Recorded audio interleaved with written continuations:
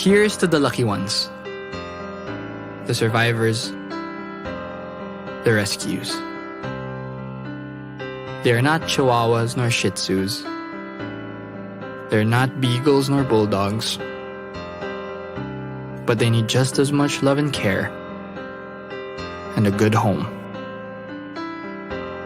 Some may have unknown histories, and most have troubled pasts. But what matters now is their future. So if you have the courage and the patience, the heart and the home, there is a rescue who needs you. Because when you adopt a rescue, you help change a life. And don't be surprised if that life turns out to be yours.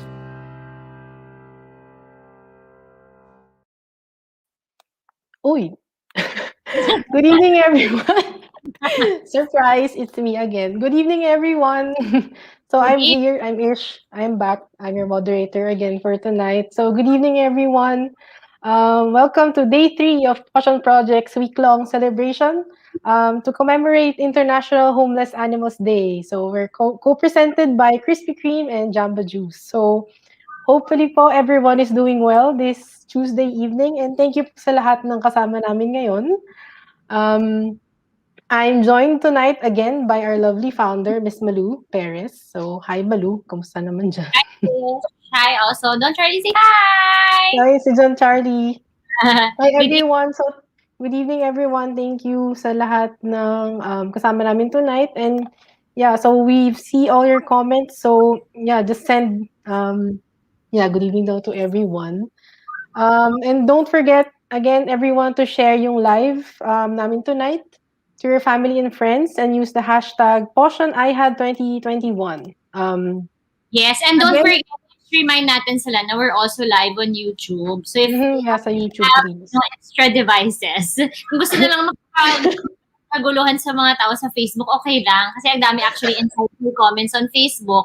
But if they want to help us monetize, Yun talaga. please watch us on YouTube. Yeah, so lang. ma-plug lang. But yeah, so everyone, please share this live. Similar to what we did yesterday. 5 lucky shares will be winning 100 pesos GCash each. So please share this live, tag your friends, tag your family, and invite them to really join us tonight. So Malu, for tonight, ano ba yung topic natin?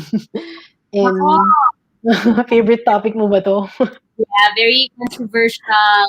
Very kagulo to actually kung bigyan lang tayo like all the time in the world. Yeah. We'll actually be talking about something na very passionate ako and the team right now. It's something that we really want to advocate for. So it is, responsible rescue. We'll be talking about responsible rescuing tonight. Yeah, so welcome everyone. So for tonight, we are excited to have you all join us for another insightful webinar, this time on the importance of responsible rescuing. So, or paano nga ba maging responsable na rescuer? So tonight's talk is the second of 5 webinars that the Pawssion Project family has prepared. Again, sa amin dito sa Pawssion Project, we just strive to spread awareness on the reality of sobrang daming strays in the Philippines. And hopefully with this webinar series, we can help educate people on what we can all do to become the voice of the voiceless. So, yon, Malu. That's right. That's right. So, yan, as we said, this is the second of our webinar series. So, nandun na kami sa part ng rescuing. And then really, for tonight, we just want to share everyone yung sarili namin mga experience and also why we've decided to invite other guest speakers who will also are very happy to share yung sarili nilang mga experience when it comes to rescuing. So, Malu. And also, for everyone na watching us, I invite you to share your own stories on this question. But I would like to ask everyone, meron na ba kayong sariling experience with rescuing an animal? And please do share it in the comment section. But syempre for Malu, alam naman namin yung whole experience mo and we don't have to ask you anymore if nakapag-rescue ka na ng animal. But maybe my question to you is, ano yung most memorable rescue experience mo? And ano ba yung natutunan mo sa pag-rescue na ginawa mo na ito? Well, I think I'd have to talk about I think ito second time ata to na pag-rescue sa pound. Kasi diba, everyone knows naman na Pawssion Project started with pound rescue operations. So, come the second rescue operation, this was back October 2008. I think November ata, yung second na pound rescue operations. I remember when we went to the pound, meron isa na kailangang maiwan sa pound. I remember, I clearly remember, vividly remember the face, the name that we gave to the dog, Ben yung pangalan niya. Nung kinuha namin yung batch na yun from the pound, naiwan siya kasi protocol yun kasi nakakagat siya.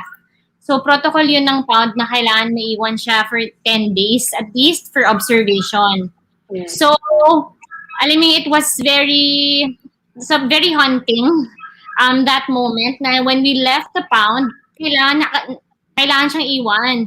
So he was very thin, takot na takot, talagang nanginginig siya. And then I told myself, I promise I will go back for you. It was so hard to leave the pound. And then, 10 days felt so long. Every day, nagbibilang ako, kailan pa ba mag-10th day na para makuha na dun siya? So when we went back to the pound and then we got Ben, brought him straight to the shelter. Again, FYI to everyone, I had no experience, about rescuing and wala akong kalam-alam paano i-run yung shelter talaga. So, when we took Ben from the pound, we brought him straight to the shelter. And then, after 3-4 days, that was when we noticed na medyo wala siyang ganang kumain. Had discharges, discharges. And to cut the long story short, then tested positive distemper. Started Pawssion Project, I was really anti-euthanasia. Siyempre, having to be exposed to the pound, napapatayin yung mga aso. Di ba parang yung gusto mo lang talaga ipaglaban sila, gusto mo lang mabuhay sila. So I was really anti-euthanasia during that time. But I saw how awful talaga yung naging situation ni Ben. Nag-deteriorate yung health niya very quickly. Wala ako masyadong alam about distemper nung time na yon. I lost one of my dogs before from distemper, pero nakuha kasi niya yung virus sa vet. Puppy pa lang siya. So, first few shots pa lang niya. So, nakuha niya yung virus dun sa vet. So, anyway, yun. Sobrang hirap. Alam mo yung ish na crying talaga. I reached the point na gusto ko na talaga siyang put to sleep. Ang hirap sabihin ng term na euthanize. Na umabot ako sa point na we really opted for euthanasia na kasi hirap na hirap, umiiyak siya. And then, di ba pag distemper, it's a whole lot of, it's a different topic. But alam mo yung grabe kasi yung gamutan sa distemper-ish. So, every time bibigyan mo siya ng gamot, hindi mo na siya magbigyan ng gamot kasi itouch mo pa lang yung face niya, umiiyak yung buong katawan niya, sobrang sakit na, hindi na siya makatayo. So, di ba, hindi siya makakain, hindi siya mapainom ng gamot. So, I was praying so hard to God na parang gusto ko na siyang dalhin sa vet, pero hindi namin siya mahawakan kasi umiiyak siya kasi sobrang sakit. So I was praying na parang kinakausap ko na lang siya na, Ben, it's time to let go. Please, tama na. Like, please, it's time to go to dog heaven. So it was very heartbreaking. And it was that moment really that opened my eyes to, the reality, yung totoong struggles ng pound rescue and mass rescue. Actually, kahit individual stray rescue, sobrang lala ng distemper. It was the worst by far sa akin. And after that, I think I lost 3-4 rescues kasi I was new. And that was really, and to date, yun talaga yung reminder ko lagi na no, it's not enough to rescue or take a dog out from the street or the pound. You have to be responsible. taking a dog out from the pound only to harm your other rescues and only to let them suffer kasi hindi mo masustain yung mga kailangan nila, that's a no-no. So yun talaga yung lesson. We have to be responsible rescuers. Yeah. So I think joining Pawssion Project, yun din yung mga na-stories na na-share mo talaga sa amin na everything started talaga with pound rescue, and you've admitted din naman to everyone sa team na ganun din naman, like before we were believing that mass rescuing rescues from the pound, it's na yun yung tama. Pero syempre as a rescuers natututunan natin na parang hindi enough na gano'n lang nagre-rescue ka, and oo, nasa-save mo sila at that moment, pero sure ka ba na kaya mo silang i-sustain in the long run? Kaya I mean ito, we're sharing in the screen, ano ba talaga yung responsible rescuing para kay Pawssion Project, or to make it easy, paano ba for us, paano ba kami nagiging responsable na rescuer? So ayun, ang always what Malu reminds all the volunteers and everyone na nakakausap namin, rescuing is just day one. We in Pawssion Project, what I've also learned as a volunteer is hindi enough na nire-rescue. Kailangan willing ka to rehabilitate them and then to rehome. So yung sinabi nga ni Malu kanina na dapat nagre-rescue ka nga pero hino-hoard, yung whole animal hoarding issue. We should learn to, alam naman natin na we know what's best for our rescues, pero kailangan natin yun. So, the art of letting go. The art of letting go. So, we know naman na we should really, so for us, it's not just about rescuing them and then keeping them for ourselves. Kailangan willing tayo lahat na bigyan sila ng chance to thrive outside the animal shelters. And also, what I've also learned in Pawssion Project is hindi lang enough na nagsusurvive yung rescues nyo, nandun sila, pero kailangan they're also thriving. So, nagagawa nila lahat ng gusto nila, and what Malu is also sharing with us, yung 5 freedoms of animal welfare. So, Malu, ano ba ulit quickly yung 5 freedoms of animal welfare, and bakit ito yung parang cornerstone talaga ni Pawssion Project when it comes to rescuing? Well, basically, just to sum it all up, they have to live normally. Yun na lang talaga. Yun lang talaga, di ba? I mean, like, they need to be able to eat at least 2 times a day. They need to be able to express their normal behavior. They need to be free from stress, from pain. So, kasama na doon na kailangan na nadadala sila sa vet pag nagkakasakit sila, hindi na nagdo-Dr. Google lang. Things like that. So, on a nutshell, the 5 freedoms of animal is actually being able to provide them like a normal life. Yeah. Yeah, so kaya parang I think talagang in Pawssion Project, itago ko lang yung banner.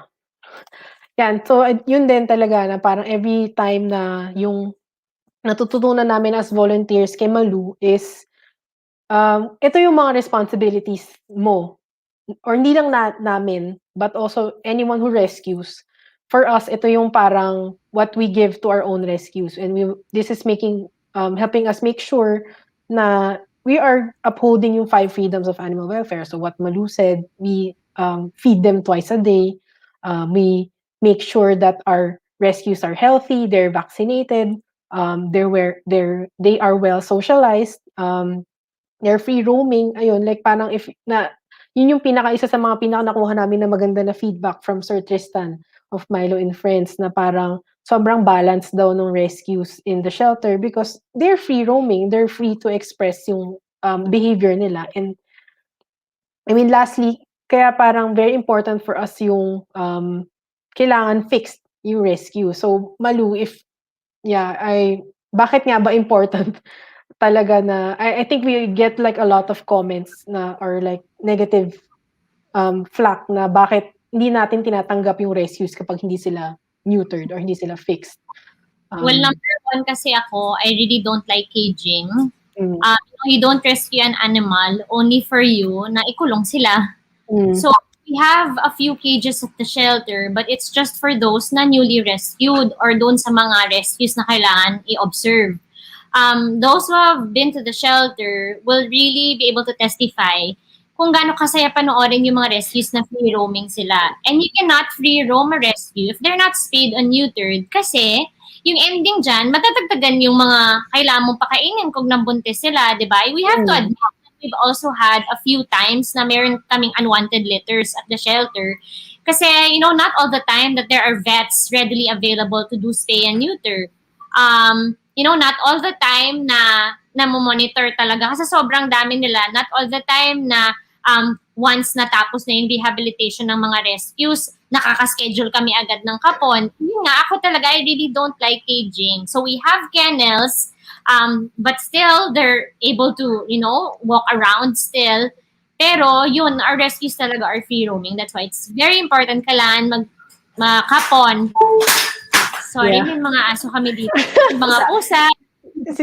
Anyway, very important kasi you're given additional na responsibility and madadagdagan yung burden mo pag nadagdagan ka ng unwanted litters. So, yun. Important kailangan pakapon. Yeah.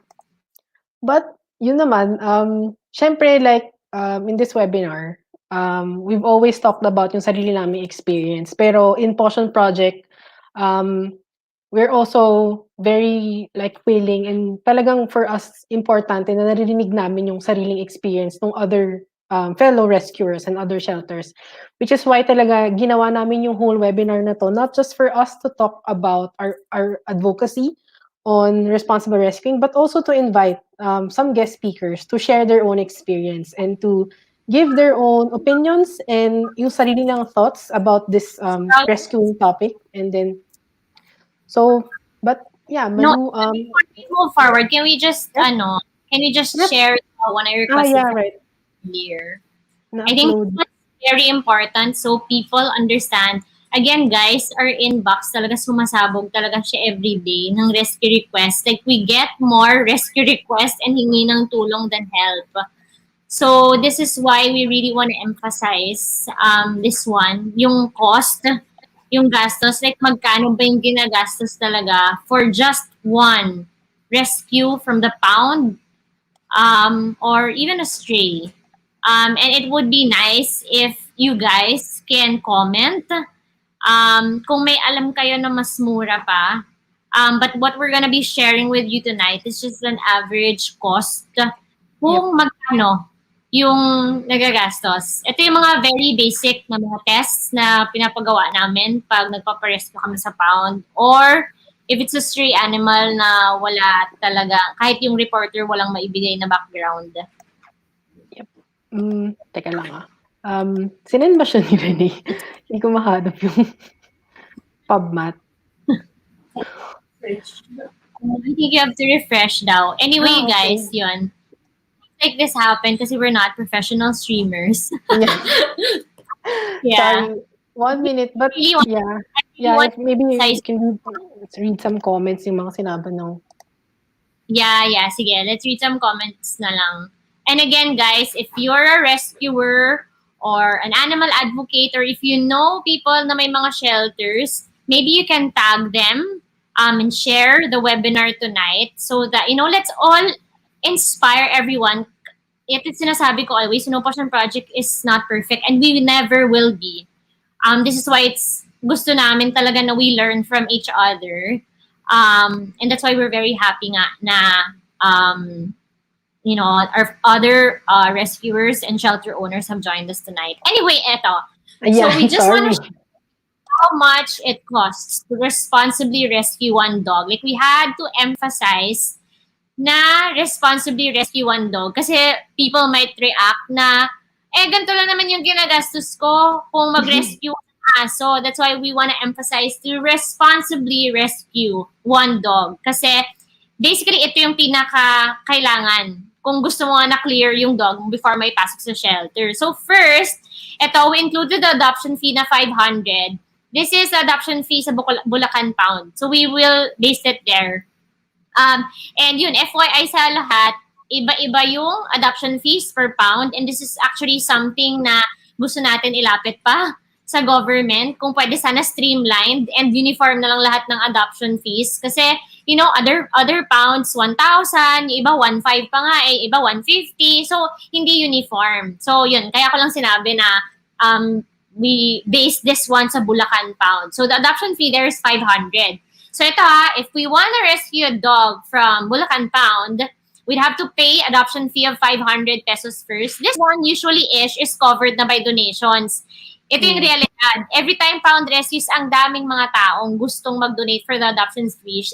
And it's something, of course, rescuers are grateful for. But it doesn't end there. Diba? After mabayaran mo yung adoption fee, you really have to bring the dog to the vet. Ideally, kung wala kang kasamang vet sa pag-rescue sa pound, kailangan idiretso mo talaga siya sa vet. So, the usual consultation fees, ito very conservative to, yung mga nasali natin dito ng mga cost. Consultation fee, 200. Blessed ka kung i-waive ni vet yung consultation fee. And then, ito, protocol. Very protocol talaga to ng Pawssion Project. Kailangan ma-distemper test. So, people who have messaged us probably would already say na, Pawssion Project, kailangan distemper test pa yung accommodate. Again, like I mentioned earlier, yun talaga, my experience with having to take in Ben and losing the other rescues, yun talaga yung talagang naisip ko talaga, the distemper test. The distemper test, 850 to 1,200. That's cheaper compared to spending 100,000 na i-boost mo yung immune system ng ibang rescues mo dahil napasukan ka ng isang distemper case. So ito, average test lang to ha. Again guys, if you know clinics offer a cheaper rate, then please comment them down below. If we have vets and vet clinics watching us right now, if you can offer a lower rate, please out to us. Parvo test also conservatively costs 800. I know sa iba mas mura ng konti, sa iba mas mahal. Blood test 600 to 800. So blood test very very important kasi it's so hard to move forward na magbigay ka ng mga gamot and all kung hindi mo alam na okay or hindi yung blood works niya. And also, hindi mo kasi pwedeng i-vaccine and kapunin yung rescue pag meron mga infection or may irregularity sa results ng blood test. So ito, must talaga yung blood test. Other than blood test, blood chem naman mas mahal. So ito yung average na cost, 1,250 to 1,400. Very important na mapa-blood chem sila. So you'll know if the liver and the kidney are okay kasi kahit naman makita mo na may infection, tapos magreseta yung vet ng mga ganto-ganto na antibiotics, kung failing na po yung kidney niya, di ba? In the end, mamatay din siya, di ba? So that's why you really have to, kailangan talagang ipatest mo yung mga rescue, lalo na pag sa pound. And lalo na, pag yung mga pound na medyo natatagalan na yung mga rescues doon. Kasi we have to admit it, most pounds don't really give medical attention to dogs there. So, yung iba mas nagde-deteriorate kasi syempre depressed sila doon. And then, ito, case-to-case basis. Ito, x-ray, pag given na, kailangan mo siyang ipa-x-ray. So, ito, this is per shot. So, sometimes there are cases na medyo ilang shots yung kailangan ng mga vets para ma-assess talaga yung fracture. So, that's approximately 450 to 1,500 per shot. So, depende kung shots i-require ng. And then the Ehrlichia test, ito very important kasi silent killer tong Ehrlichia na to. So, hindi mo, sa totoo lang ha, hindi ka pwedeng mag-accommodate sana ng rescue. But this one's so hard, especially in the Philippines. Kaya we highly suggest, ayun nga, dapat pag bagong rescue, dapat meron kayong isolation area or yun, dapat hindi talaga siya na isasama muna sa lahat. And yung gamutan ng Ehrlichia, minimum yan 1 month, naka-antibiotics. So, kung i-add lang natin to, lahat-lahat, that's approximately 7,000 to 10,000. Just one rescue, day 1 pa lang yan. Day 1 pa lang. So, gigil na si Malik. Gigil na. Oo, so, na talaga. But anyway, this is just day 1. Guys, that's why we wanted to understand. Sorry po dun sa mga hindi namin na-accommodate. Kasi, you give 1,500, 2,000 initial help for the transpo. It's not enough.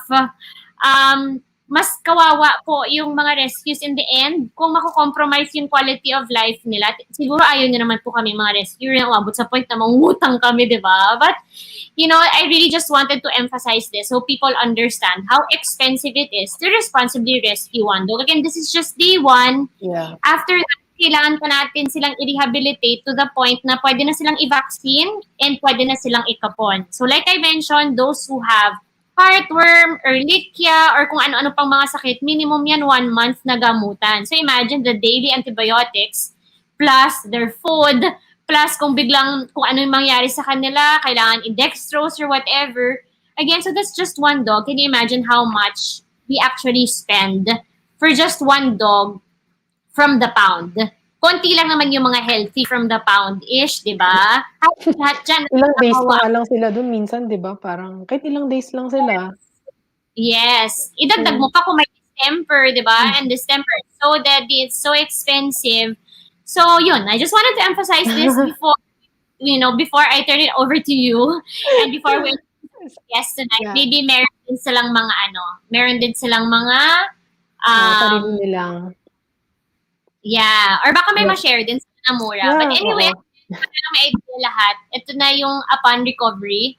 So, average 1,000 to 1,500. Low cost na to na cost ha.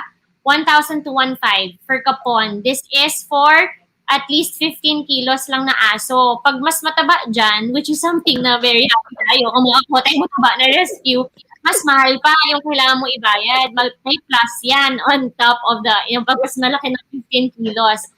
And then 5-in-1 vaccine, which is a must talaga. Guys, please, when you rescue, pag healthy na sila and tapos na sila sa medication, bigyan nyo na agad ng 5-in-1 vaccine para hindi na sila magkasakit.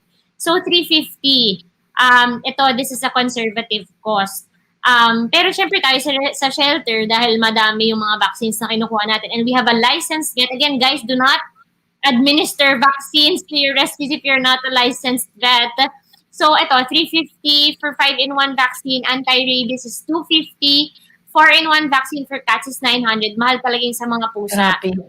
Yeah. Grabe. And deworming naman is 150. Ideally nga every 3 months kailangan silang i-deworm. Kasi syempre nang mabasura yan. And yung worms talaga silent killer din yan. Akala mo okay lang itsura ng mga aso. Biglang after 3 days patay na kasi sobrang daming worms. So yun, di ba? 10,000 day 1, and then after a few days of rehabilitating them and they're okay, you spend another 3,000, di pa kasama yung daily na sustenance nila. So, I just wanted to highlight that. Di ba? Ang galing.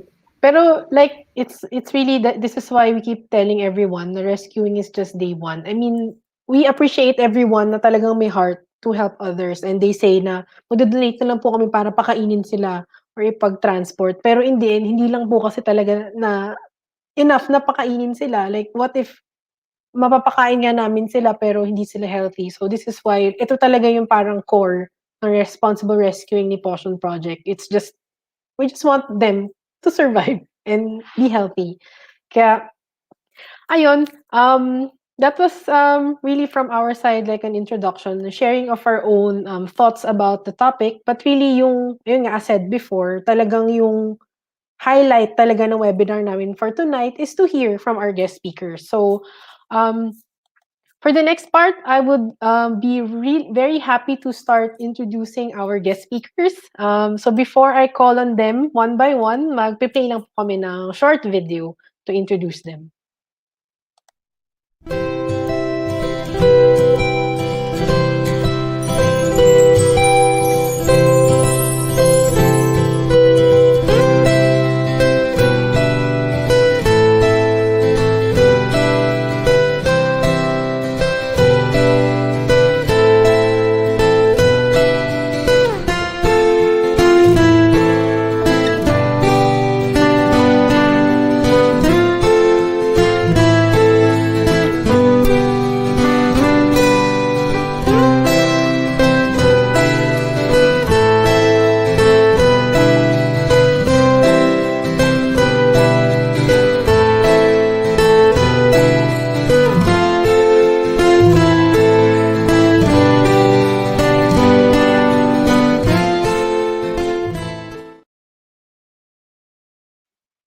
Ayan. So I would like to officially start introducing our guest speakers for the night. So we have four guest speakers that we will be like doing a quick introduction for everyone para makilala nyo naman po sila. So Yes. our first guest speaker is, I'm sure, oh, sorry, yung notes ko yan. Nakita yung notes ko. So our first guest speaker that I would be very happy to introduce to you is LARA'S Arc. I know maybe you've seen them, yung sobrang ganda nilang mga, sobrang idol namin sila when it comes to their social media postings in Facebook and Instagram. But to introduce everyone, LARA'S Arc is a Philippine animal shelter and sanctuary sharing the joy of rescues. Their founder, Susan Lara, has been rescuing animals for over 40 years, but it was the eruption of Taal volcano that brought them together to save the countless animals who had been left behind. So, for Lara's Arc, please welcome everyone, Kai. Hi, Kai. Hi everyone. I'm Hi. Laris Arc. With me today is Tammy, Titan, and Nina. Thank you, Ish, for the introduction. As you said, our founder Susan has been rescuing animals pretty much all her life, and she started as a child, and she'd give her extra baon to strays that she'd encounter on the street, and in her travels, she would always try to feed animals that she would encounter. And what really brought us together was the eruption of Taal, of course. We were kind of like a ragtag team that was brought together, just friends and family, and we all kind of made our way to the volcano and we saved the animals that were left behind on the island itself and also in the towns surrounding the volcano. And today we rescue, rehabilitate, and rehome with the dream of becoming a center for animal assisted therapy one day. So that's our big goal. And our vision is really to be more than an animal shelter, but a sanctuary where animals can, in their own way, help humans or help rescue humans too. Yeah. Yeah. So, hi, Kai. So, it's really nice to meet you. So of course, like, we just wanted to, yeah. Kamusta naman kayo? Like, ano ba yung current na, I know that you've said that you also just started during the pandemic. Like, parang it was so nice to see na parang kaka-start nyo lang din halos, like last year. And you started just last year, but now you have like two shelters already in Mandaluyong and Batangas. So, yeah, maybe you can also share ano ba yung mga key activities na ginagawa ng Lara's Arc and like ano ba yung talagang pinaka ginagawa nyo have been doing the past years really. Sure. So a lot of what we do is actually we focus on rescuing strays and really focusing on the strays that no one wants to save. So all of the dogs that people are saying no to, that's who we really want to focus on. And we have a program in place to rehabilitate them, not just physically, but also emotionally. So we have foster homes who work with the dogs very closely and try to get them out of their shells. Because normally the strays that we rescue are quite shy, afraid of people because of the abuse that they've gone through in their past lives. And it's really about preparing them for home life and making sure, they can be happy in a home rather than, super afraid. Yep. Yeah, and I think I've seen like also your your Instagram post and talagang pinakagusto ko yung pinopromote nyo yung fostering. And I think for us talaga like also what Malu shares with everyone, that's also going to be part of responsible rescuing, that you have to be ready to foster. If you can't adopt immediately, maybe you can just foster the animal. And yeah, for you, ano ba yung parang bakit, why is fostering really important for Lara's Arc? I think that's a great question. I think for us, a lot of the dogs come with trauma. And because there are so many rescues in our shelter, it's really hard to give them one-on-one time and attention. And then we have about maybe 80 to 100 dogs in our two shelters and also in Doc Bong's clinic and in Tita Susan's personal pack at home. So, it's very high energy and there's, sometimes there are fights that break out and, we have to manage all of the big personalities. And when you have big personalities in dogs, like the shyer ones don't really come out of their shells. So it's really important to have the foster home there to help them adjust and really, coax them out of their shell a little bit. Yeah, so I think we would really maybe later din naman we're going to like so many questions talaga with everyone, so guest speakers. But yeah, that's really just like a quick introduction to everyone with Lara's Arc, and then to kind of just to close our short interview with Kai is, so really for you, what is the best part of rescuing animals in needs? And yeah, We kamusta? definitely feel the most fulfilled, of course, when we finally see our rescues in a happy home. But there's also a magical moment when a dog chooses his or her person. You know, it's really incredible to witness. And we've had dogs like Ash, who is a towel rescue, and he arrived as a puppy, skin and bones. His fur was completely singed off by the sulfur of the volcano. And his whole time at the shelter, I think he opened up to maybe 3 people. But he was very, very shy. And he was with us, I think, over a year. And when his adopter came to visit, they gravitated to one another like right away. And it was really amazing to see. The same thing with Malaya, who was a dog who was caged her entire life. So she was very, very shy, very fearful of the world. But when she met her adopter, she opened up like very, very fast. So it's pretty incredible to see. And it makes adoption days extra sweet, I think, especially, you know, if it's a dog that's been with us for a long time. I think good things come to those who wait, for sure. Yeah. I think alam na alam niya ni Malu. So ikaw ba, Malu, like what is your experience ba with really fostering, and ano naman for part of rescuing the Pawssion project is not just to shelter them but also to foster them and then rehome them. So ikaw ba, ano yung Foster ha? fail ako dati. Pero si Malu kasi foster fail I'm yan also a lagi. foster fail. Halos lahat foster fail. But yeah, I have to agree with Kai. You know, adoption days, very magical. But at the same time, also one of the most pinaka heartbreaking din na mga days for us rescuers. Kasi you know, I think the team here, the volunteers at Pawssion Project, can say na kung pwede lang talaga na mag-ambag-ambag na lang lahat, diba? And sa atin na lang silang lahat. Anyway, we have a big space. But, you know, like I said, there are dogs na shy. They, you know, they would bloom talaga in a home na mas natututukan sila. So, for me, you know, fostering is really very important. And rehoming, of course. Kaya we're so happy, really, you know, that Lara's Arc is here with us tonight. And I actually saw one of your adopters here, Sir Charlie Kuna. Yeah, Charlie. He adopted Samson. Yan, hi Sir Charlie. Yan, nag-comment siya. I'm a happy adopter of a dog from Lara's Arc. Amazing team. So thank you, Sir Charlie. Charlie. Diba? I think that's one of the parang victory din talaga natin, no, as rescuers. Every time we hear the mga feedback na to from those who have adopted from us. So, magical moment indeed. Definitely. Yep. So, yeah. So thank you, Kai. So that was really for everyone, just like a short introduction with about who is Lara's Arc. Later on, babalik sila kasi magkakaroon tayo ng sharing, yung third part talaga ng webinar. Magkakaroon tayo ng sharing of experience. So, magbabay muna tayo kay Kai. And then we'll see the rest of the team later. So, yep. Thanks, Kai. So for the next, I want to then introduce naman our next guest speaker. So I'm not sure if you've seen this wonderful individual, this person. Kita nyo ba yan? I'm not sure if you've seen him, but I also, to be honest, and I've also just recently known his story.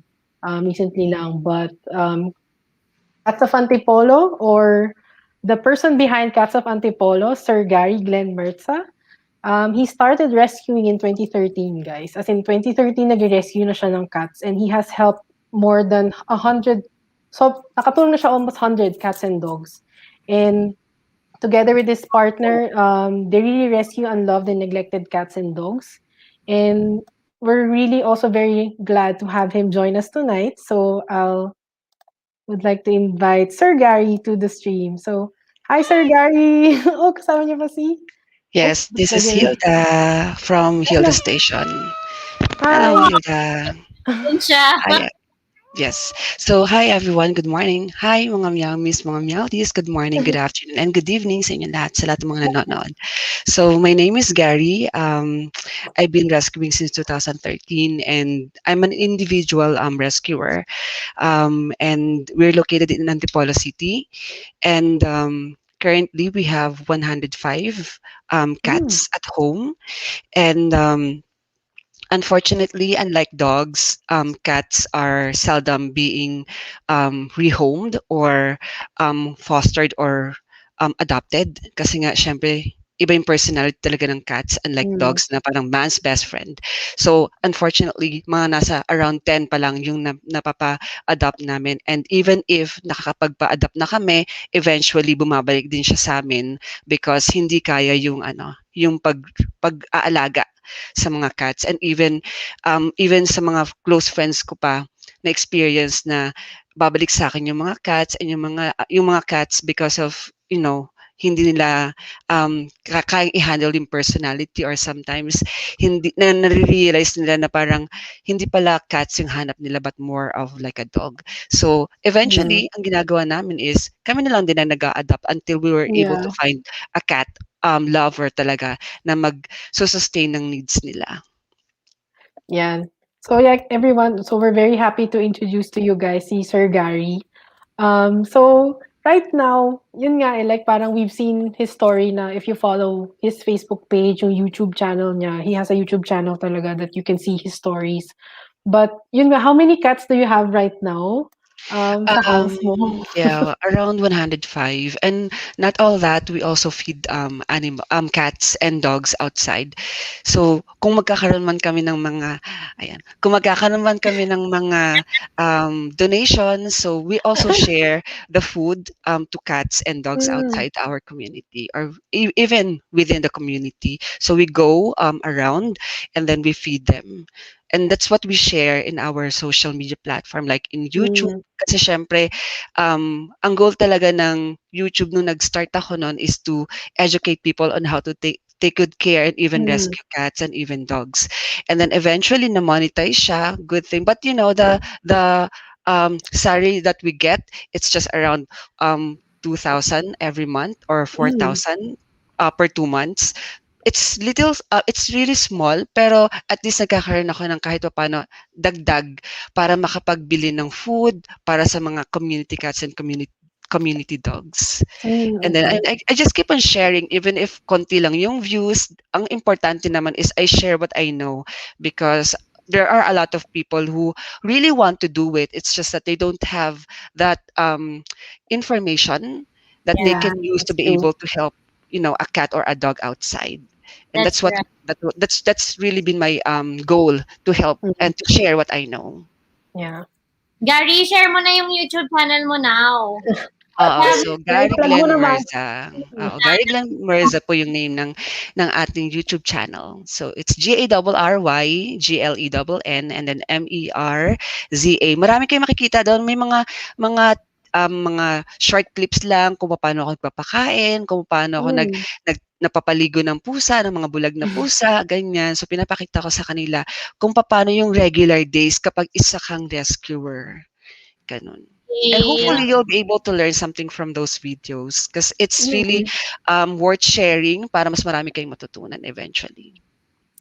Yeah. Yay. So I mean talagang we also were very happy to invite you sa webinar tonight kasi talagang sobrang bilib ako dun sa like you're one of sobrang dami mong cats sa house mo, No, and I see the and I have to say, it was actually Gary who connected us to IOZ.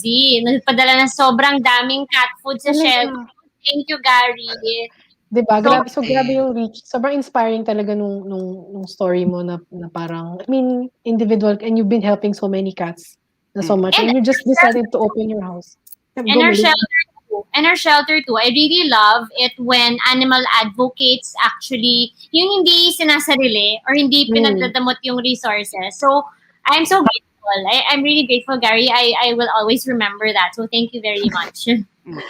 Yeah. So, Actually, that moment, kasi nagkaroon sila ng drive to help yung mga small and big, parang even yung mga individual rescuers. So when they reached out to me, sabi ko, ang una kagad na pumasok sa akin is yung Pawssion project. Kasi nga, at some point, nananalo din ako sa mga pa-contest nila. So, may mga supporters din sa yung Cats of Antipolo. And then, nananalo tayo sa Pawssion project.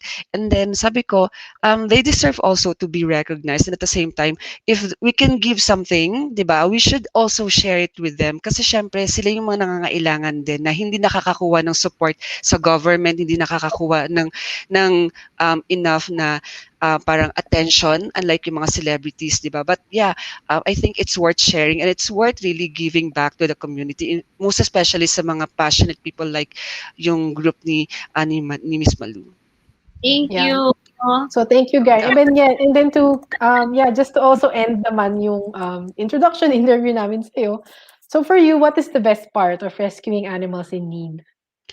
Siguro yung best part, although may realization ako na I won't be able to get like a serious adopters anytime soon. But siguro yung pinaka fulfilling part is yung nakikita ko silang lumalaki. Hindi man ako makakita ng magre-rescue like years from now or siguro pag tumanda sila. Pero yung mindset ko, naiisip ko na lang na kung wala mang mag-adapt sa kanila, at least I know that they're healthy, that they're taken good care of. And alam mo yon, eventually, mas marami makakakitang tao, mas marami magiging responsible in taking good care of their cats. Yep, diba? So thank you very much, Gary. So again, we'll also see you again later during our group sharing part. So thanks you everyone. Dami ring gagandang may mga comments, may mga sabi rin na thank you, Sir Gary, you're an inspiration. So marami ring fans mo has joined us tonight. So thank you everyone. Thank you. So we'll see Sir Gary again later. Thank you. Ayan, malusan. Nag-i-introduction ako ng speakers. Gusto mo yun? Ang ganda ng picture na yan, na lahat ng mga pusa. Diba? Ayan, grabe. So, tapos, panoorin nyo guys, may nakita akong video, sobrang cute, na parang pagbukas niya ng door ng kwarto niya, sabay, as in, parang, like, parade ng cats. Alam niya lahat kung saan pupunta.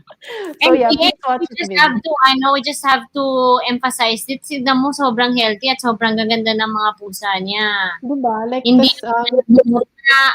na no this is reality. Tignan mo, diba? sobrang ng mga pusa niya and healthy and their majority of them are kapon na talaga. Yeah. Yun din yung very talagang significant from Gary. Napakapon niya yung 100 cats niya. So, diba? Yes. I mean, so it's something that we can really learn from him. Yeah. So, my third guest speaker that I want to interview is, I don't know if you've seen also their social media page. So, Bark Mission, I've also only discovered them via Pawssion Project then. I've seen their posts and I think we've shared a few of their activities also. But I'm a huge fan of this group talaga. And I was very happy to get to invite them in this webinar. But if you've all known, Bark Mission is a Philippine-based nonprofit that supports independent rescuers who rescues cats and dogs in distress. They facilitate rescued animal adoptions and advocate for spay, neuter, or kapon, and to make sure that they give all animals and people a better life. So I'm very happy to include in the stream Miss Bridget of Bark Mission. So hi Bridget, kamusta ka naman dyan? Just to also inform everyone, Bridget is based in Canada and she was very happy to still join us in our stream. So hi Bridget, kamusta ka naman? So maybe you can introduce yourselves to everyone watching us. Yeah, thanks for the invite. I just recently moved to Canada, but I was in the Philippines since or until May. So thanks for the introduction. So aside from what you said, Ish, we also support Filipino artists and they support us because we use their work for fundraising. So we have like artwork, t-shirts. Yeah, so we want to emphasize like we we support both animal lovers and artists because they're also like kind of marginalized in the Philippines. So Especially now in the pandemic. yeah, right. And so we'd like to think na we're like a grassroots and community-led initiative Mm. that really evolves depending on the need of the society. And Mm. we we in the future our goal is to promote an animal friendly culture in the Philippines because you can't rescue all the dogs, pero if you have like a animal friendly culture, then at least the strays won't be suffering and people will want to take care of them. So yeah, if you have Yeah. any other questions you Yeah, can. so I think yeah, if you've I was had like a good chance to talk to Bridget before nga no meeting, and yun nga, they're like I think you're two sisters who is just doing this initiative, and you're doing everything in your home. So ano ba Yeah. yung mga like key initiatives talaga na ginagawa ni Bark Mission? Ano yung parang activities na talaga nagfo-focus kayo? Kasi dalawa lang kayo, but Mhm. we're very Yeah. interested kami lahat to hear about what you do. Yeah, so my sister was the one doing the rescuing before, like since 2012. She would just pick up random cats or dogs on the street, and then so in the pandemic we had more time, so we like or like I asked her like, oh, we should open up like this Bark Mission, which is like an Mm. animal rescue and Kapon initiative, so that we can share it with like the public and help more people. So we started doing that, and since I moved to Canada, we've been transitioning to supporting rescuers. So we have like Mm. a lot of volunteers in Antipolo. Like I don't know Ah, why talaga. Antipolo, but like I think there's a lot of animals there. I don't know if people like dump their animals there or what, but there's so many animals in Antipolo, so we have like four volunteers in Antipolo, and we're like supporting them neuter because Mm, actually okay. Bark started with that. Like I found independent rescuer who was based in Antipolo who Mm, posted like she had so many kittens, and so I offered to bring her kit or like to support the spay and neuter of her cats in the Philippine Pet Birth Control Center, and that kind of became like a monthly thing because she had like I think like 30 to 40 cats, um and that's how we started Mark Mission officially. So we're supporting like the rescuers in Antipolo with their food, with their mhm. kapon, especially the kapon because they just keep on getting more and Yeah. more. And then we also facilitate adoption, Mm. although we're not like super mainstream yet because we're doing this as like a voluntary thing, Mm. and yeah, we're only two, and we have like the other volunteers, but again, like it's an evolving initiative that we don't want to just be stuck with Yeah. rescuing and rescuing and rescuing because like it's like putting a bucket under a leaky faucet. Diba? Parang Mm. like rescuing is not the solution. Yeah. Like the solution is to change people's minds and perceptions and actions about pet ownership. So we're trying to get to that point, and we want to evolve to do that and not get stuck with rescuing because we're gonna all reach a saturation point and the problem's not gonna be solved. Yeah. So yeah, maybe we'll evolve to supporting rescuers, and then eventually this is like the vision to create like artwork or little video clips, animations that will teach children who are the next Mm. generation on what animals go through, how they suffer, and like how the children can help them. So they were like adults, okay, they're hard to change now, but in the Yun talaga, future, hindi na but that's true. I think, maganda yung sabi mo, Bridget, na I think yung pag-educate talaga natin ng next generation, yung pag-inspire. And I really like na, I was very happy na parang halos same batches tayo. ngayon na parang pare-pareho tayo ng vision for the future. Yeah. And then I Yeah. think yun naman we just inspire the next generation Yeah, to actually, there's continue so what we do. many. So we also get a lot of the help me rescue this dog. Pero Yeah. I'm like so mean. I'm like, okay, our instant message is we need like 2,000 to 5,000 pesos to rescue that dog because this is how much it cost us. And then like when I chat with them, I'm like, okay, so what have you done? Parang, so did you talk to the owner na? And they're like, uh, yeah, no, Yeah. not yet kasi matapang yung mga tao. And I'm like, Yeah, okay. O di kung matapang yung tao, medyo delikado din sa mga volunteers namin. So how can we approach that, 'di ba? Yeah. So yeah, like really just being honest na the problem isn't there's animals who are in the street. The problem is there are people who Yeah. do this to the animals. And yeah, it's like all that problem, like even if you take the abused animal now, what's preventing them from getting that's another right. puppy? Yeah. Yun. Yeah.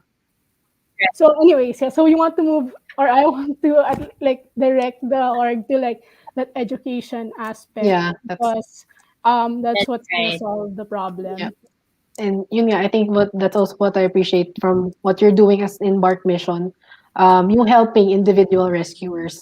And alam niyo na parang you know kasi yung challenges and at least yung maganda with this what you're all doing is na-educate nyo rin yung individual rescuers na to na they know ano yung tamang way na Yeah, they have you guys to guide them and yeah, to support them na yung pagkapon, yun yung kapon is a solution. yeah. Actually, they're more than willing, and Yeah, they okay. know then like because they're not newbies, they're experienced. They're like they've been doing it for Yeah, 5 years, so 10 di ba? years. So like they have a lot of experience na the rescuers that we're supporting, so they know why coupon is important, and they know like um you don't just adopt out to anyone. They've Yeah. experienced adopting out to the wrong people also. So they really know, and it's not like we're supporting them, but we're all learning from each other and we're all supporting each other because like they were like we can't rescue the animals ourselves, so they're also rescuing. And if you saw our statistics, the number of rescued is like so small because like the number of rehome is like almost the same because we don't want to keep the animal with us. That's not the goal. The goal is to like give all animals a better Mm, lives, which we yeah. know can't be with us because our resources are limited. Yeah. Mhm. Yeah. So yun, And so thank if you. Yeah. Ay, speaking of speaking of support, I'd have to say na I really appreciate how Bark Mission always really gives us all the push. I always see them comment on our di ba? Yun Instagram nga. posts talaga. Yeah, So so that's my sister. Yun yung sabi ko kay know Bridget. again that we really appreciate that. Yeah, yung Ang support ganda kaya talaga. ng feeling every time Di ba? animal rescuers cheer you on. So I Mhm. really always notice their comments on Instagram. So thank you very Yeah. much. Thank you, Bridget. Ayan, guys. So, thank you, Bridget, for like giving a quick introduction of who Bark Mission is. So we'll see Miss Bridget again later, also in the group sharing. So yeah, see you in a while again, Bridget. So we'll just be introducing our last guest speaker for tonight. Um, so our last speaker for tonight, I'm also sure that you've also seen this page. Isa siya din sila sa mga parang nakaka-work talaga namin and nakakausap namin closely na rescue organization. So si PIER'S Pet Camp, we're very lucky to have their founder, Andy, to join us in our webinar tonight. So PIER'S Pet Camp has been in operation since 2020, and to help stray animals who don't have homes, who need medical help and hope, and then in the end save them from cruelty, abuse, neglect, and abandonment. So we're very happy to join us tonight by Andy from Pierre's Pet Camp. So hi Andy, kamusta? Okay ka naman dyan? Hi. Hi, good evening po. Hi Andy, Hello. Good finally, evening, guys. so good to Oo, so to meet you. So maybe you thank can you. introduce Nice yourselves. meeting you all. Yeah, you So, can ayun po, introduce yourself. Pierre's Pet Camp, nag-start siya nung 2020, Mm-hmm. nung lockdown, nung ECQ. Before, ano po feeding program lang yung ginagawa namin. And then nagpe-prepare ako ng 150 packs ng table food. And then umiikot kami sa Pierre, sa Luneta, dito sa NCR. So nasisita nga ng checkpoint, pero nakikiusap kami sa checkpoint para lang mapakain yung mga stray animals na yan. Then we found out na merong nag-message sa akin na nagpapa-rescue siya ng mag-iina sa loob ng pier. And then doon nag-start si Pierre's Pet Camp. Okay. Actually, dalawang puppy sila noon, and then yung mother, nakuha namin siya sa ilalim ng kanal. Yun. So we decide na mag-rent ng bahay for them para magkaroon sila ng masisilungan. At first mahirap kasi iisipin mo kung yung welfare nila, yung kailangan nila, kung paano ko ba mamamanage yung mga needs nila. Tapos then ayun na po,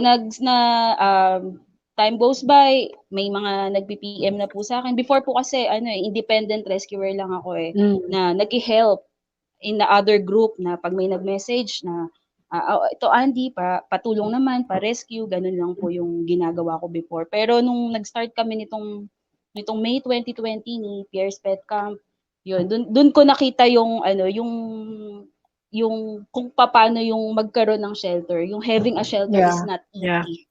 Yung kung paano mo masusustain yung needs nila, yung medical assistance, syempre yung magkaroon sila ng freedom, and also yung pagpapa-adapt, yung spay and neuter, ganyan po yan po yung mga goal ko kahit po ngayon para magkaroon sila ng better future.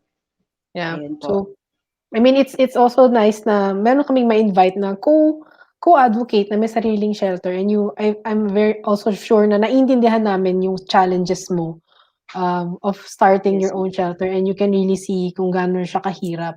So mahirap. Ano ba yung mahirap parang po ano yung parang nagkaroon ka ba ng parang problema nung naglipat?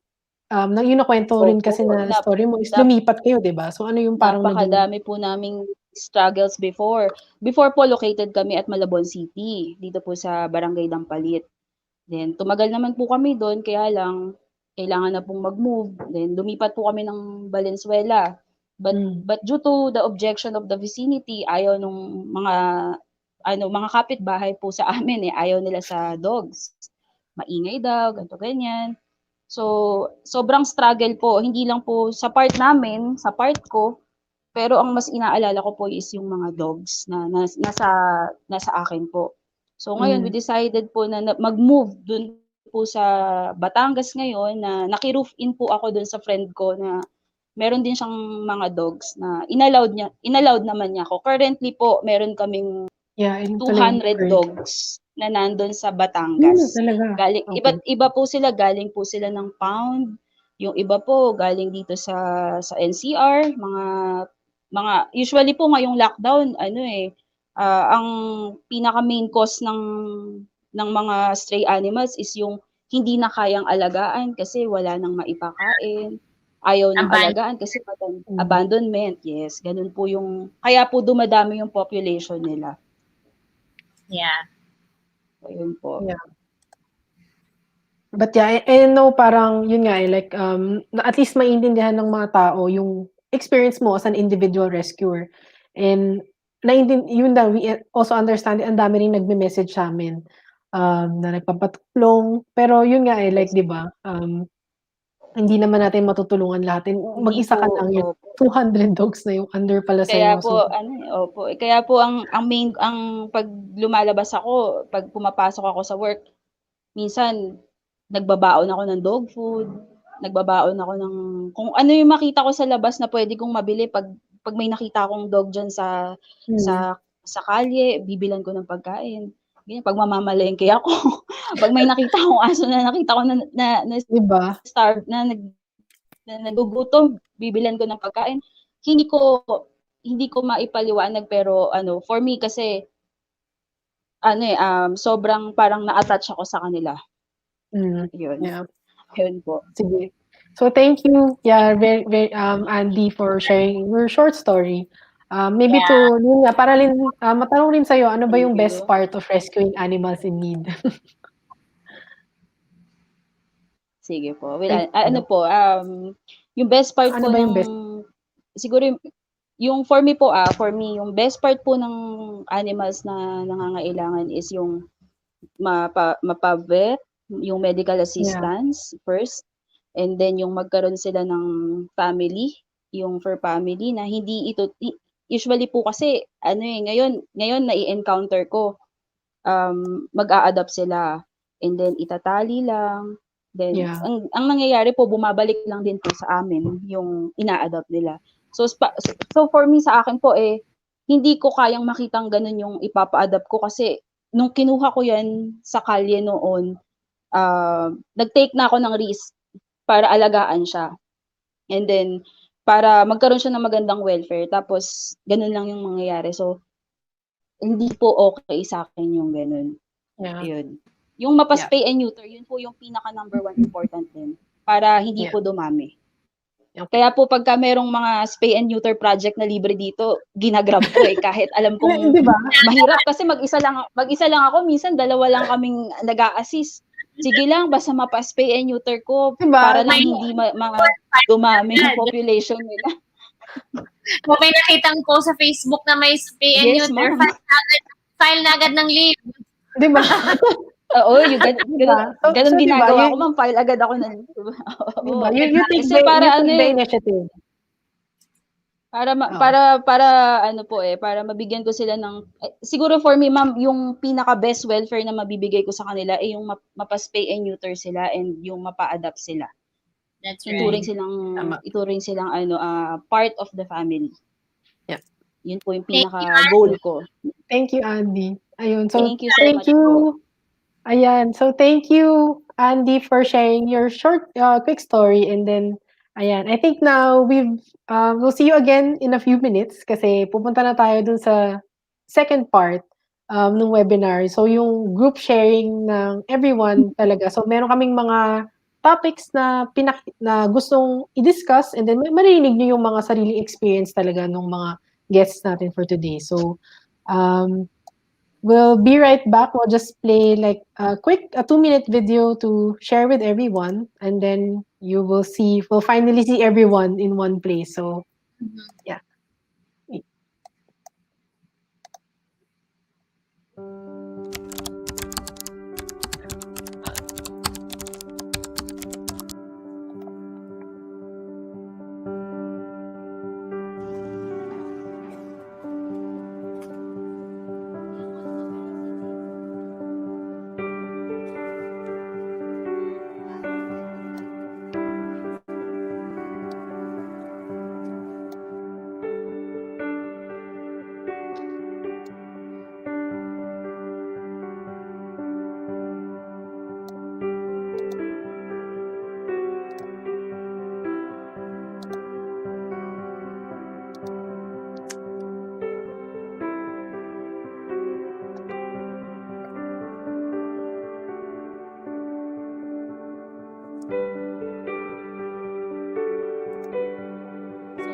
It's super duper important that our rescues are vaccinated and spayed and neutered so they can be free roaming.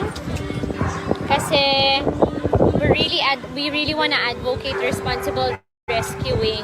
While a lot of us have been advocating about responsible pet ownership, us naman, we really want to focus now on responsible rescuing.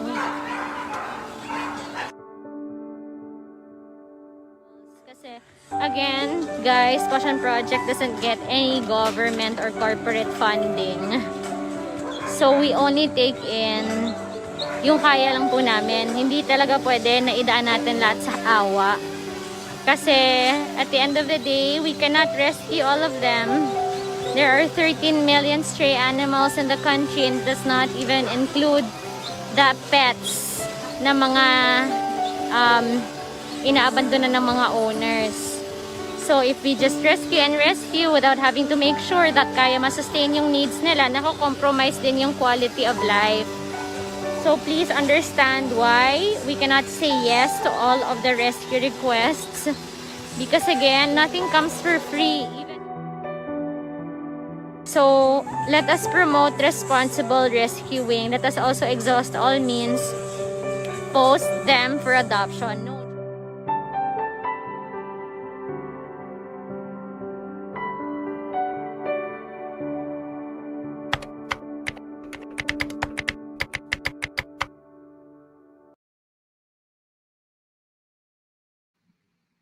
Okay, let's have everyone back. Yeah, just have back everyone. Yeah, so we'll put everyone back. Yan na, in-add ko lahat sa stream. So, ayan. Hi guys. So everyone on cam. Yep. So that was like just a 2-minute video about the whole experience ni Pawssion project when it comes to rescuing. And here, for the second part of the webinar, we've invited everyone back to join us. So please welcome everyone, the team from LARA'S Arc. So we have Titan, Kai, Tammy, and Nina from LARA'S Arc. And then we have Gary again from Cats of Antipolo, and Bridget from Bark Mission, and Andy from PIER'S Pet Camp. So welcome everyone. So thank you so much for joining us tonight. It's really talagang itong part ng webinar, we really want to hear from you. Ano yung parang sarili nyong experience, and to tell your stories with some topics that we wanted to raise. And then yung pinakita ko na video, it's really just one of the pound rescues. One of the recent pound rescues. Tip of the iceberg. Tip of the iceberg. So talagang, and then Pawssion project, talagang we started with the pound rescue. And yung pagtayo ng shelter in Bacolod, and then in Bulacan, it always started sa pound rescues. Kaya parang I wanted to ask everyone, really sorry, mali yung screen. What made you decide to start your own animal shelter? So, ano ba yung nag-trigger sa inyo lahat na sinimulan nyo yung whole activities nyo? So, maybe we can hear first from LARA'S Arc. Ano ba yung, ba't ba kayo nag-start ng animal shelter and yung activities nyo? Thank you again for having us, Pawssion Project. I'm Tammy from LARA'S Arc. So my mom has actually been rescuing animals her entire life. But before Taal, we only rescued 1 or 2 animals at a time. Say if we go to a market or an antique store and we find a limping dog, or see a malnourished cat on the street, or find the baby cow in a butcher shop, or have a dog turned over to us when the owner can't care for them anymore. And back then, we just added them to our personal pack at home, and they'd stay with us. But when Taal erupted, we rescued over 200-300 different animals over a span of 2 months. And we had never taken in this many rescues before, and we obviously couldn't keep them all at home. So for the first time, we decided to open up our rescue operations and adoptions to the public. And Lara is not just my mom's last name, but it also stands for Liberation of Abandoned and Rescued Animals. Mm-hmm. So that's how we started. Oh, so nice. And maybe maybe we can also hear from Andy, PIER'S Pet Camp. So ano ba yung, ba't mo ba dinecide na gumawa na ng animal shelter? Sarili mong animal shelter with your rescue operations. Hello guys. Ayun. Share ko lang po siguro po yung passion, nakikita ko kasi na kailangan din nilang mabuhay ng fair. Then kailangan din nilang kumain ng maayos, ng tama, katulad natin mga tao, kasi they have lives too. And then yung pagkakaroon ng freedom. So I decided na itayo yung PIER'S Pet Camp para maging temporary shelter, maparamdam sa kanila yung importance. Even if, kasi yung iba, sinasabi nila is, aso lang yan eh. Bakit ganito, ganyan, bakit kailangan mong iyakan, bakit kailangan mong gastusan, bakit kailangan mong iyakan 'pag namamatay. Eh, they don't know na, um, kahit animals lang sila is may lives na na pupuwede silang mabuhay ng maayos, and then meron silang feelings na, anong tawag dito, magkaroon sila ng freedom. Ayun po. Yeah. Thank you. Maybe Gary ba or Bridget, do you want to, kayo ba, what made you decide na magtayo ng sarili nyong foster homes or animal sanctuary sa houses nyo? And why did you decide na gawin to in the end to start? Well, you can start, Gary. Ikaw na lang mauna. Ish, dahil marami daw masasamang tao. Kaya nila naisip. Yun ba? I started kasi, I realized, gaya ng sabi ko kanina, I realized na yung cats are the most neglected ones compared sa mga dogs. Kasi dogs pa lang, nasa loob pa lang ng tiyan yan, ng mommies nila, parang alam na kung saan mapupunta, kung kaninong kapitbahay mapupunta yan. Unlike ang cats, nasa loob pa lang ng tiyan, ng mommies nila, iniisip na kagad ng maraming parang nag-aalaga ng pusa kung saan itatapon. So, I started rescuing a black cat, and then eventually I realized na early in the morning or late at night, you'll see a lot of cats on the streets. And so, doon ko na-realize na sobrang neglected ng mga cats and they need help. They really need help. And ayun nga, for me to be parang maybe an instrument para ma-break yung habit ng pagtatapon, I adopt and also at the same time pinapakapon ko silang lahat para mapakita ko sa kanila yung pagiging responsable. Kasi more than the food, they also need to be maalagaan sila para hindi sila mag-roam around, hindi sila mag-reproduce. And ayun talaga yung parang purpose ng Cats of Antipolo or even yung YouTube channel namin para makita ng tao yung paano maging responsable bilang pet owners or rescuers like us. Yeah.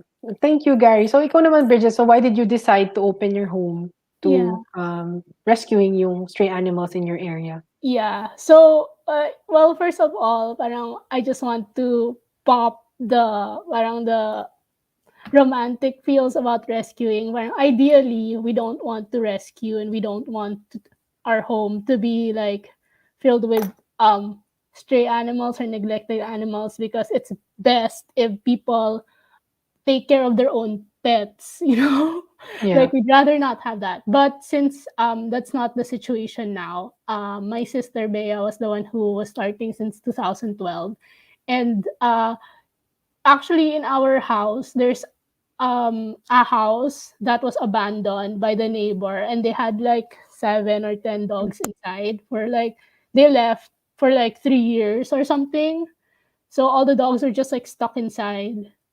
And well, we didn't really pay attention to it for a long time because we were like so busy with college and everything. But during the pandemic, we were at home all the time, and then we just noticed them coming out and trying to eat. And that's when stuff started getting real, because the pound kept coming and taking the dogs in our subdivision, but we started feeding them now. So anyways, I feel like that's when I was really like, okay, I'm gonna earn money to like make a difference with like rescuing more animals. And then I realized that okay, rescuing animals is not the solution. Actually educating people is. So we're like yeah, so it's going towards that. Yeah. So that we could really make a difference, because it's so sad when you see the truck in Quezon City. It's this red. Yeah. It's a red like L300 that was converted into a dog pound catching truck, and all of the dogs are inside there, and there's like 10 or 15, and that happens like every week or every day or I don't know what. And then you see them in the pound and they're all dying. So, like seeing all of that firsthand, it makes me want to like do something personally and really grow this initiative. Like even if I'm in Canada, I don't think na it means it's like the end of Bark Mission or what. I think it's more of a long-term plan to really get that financial stability, because we're all emphasizing here how important money is in this sector. Yeah. And then I think maganda rin siyang, yun nga, maganda to bounce off from what you said. Kasi yung, really I wanted to ask everyone naman, like, all of us here, we're all like, sustaining or trying to, I mean, ginagawa natin everything na mabuhay yung mga rescues natin. Kaya yung parang, next question that I wanted to ask everyone naman is, ano ba yung current needs ng shelter nyo ngayon? And paano nyo siya sinusustain? So, we always get like so many reports na, ano yung kailangan talaga? Ano yung mga parang mini-make sure natin na meron yung shelters natin? And paano nyo ba siya sinusustain on your own? Like, maybe we can ask Garen. Garen, napagsama ko na yung name mo. Gary, from Kasupante mo. Napagsama ko na yung name niya.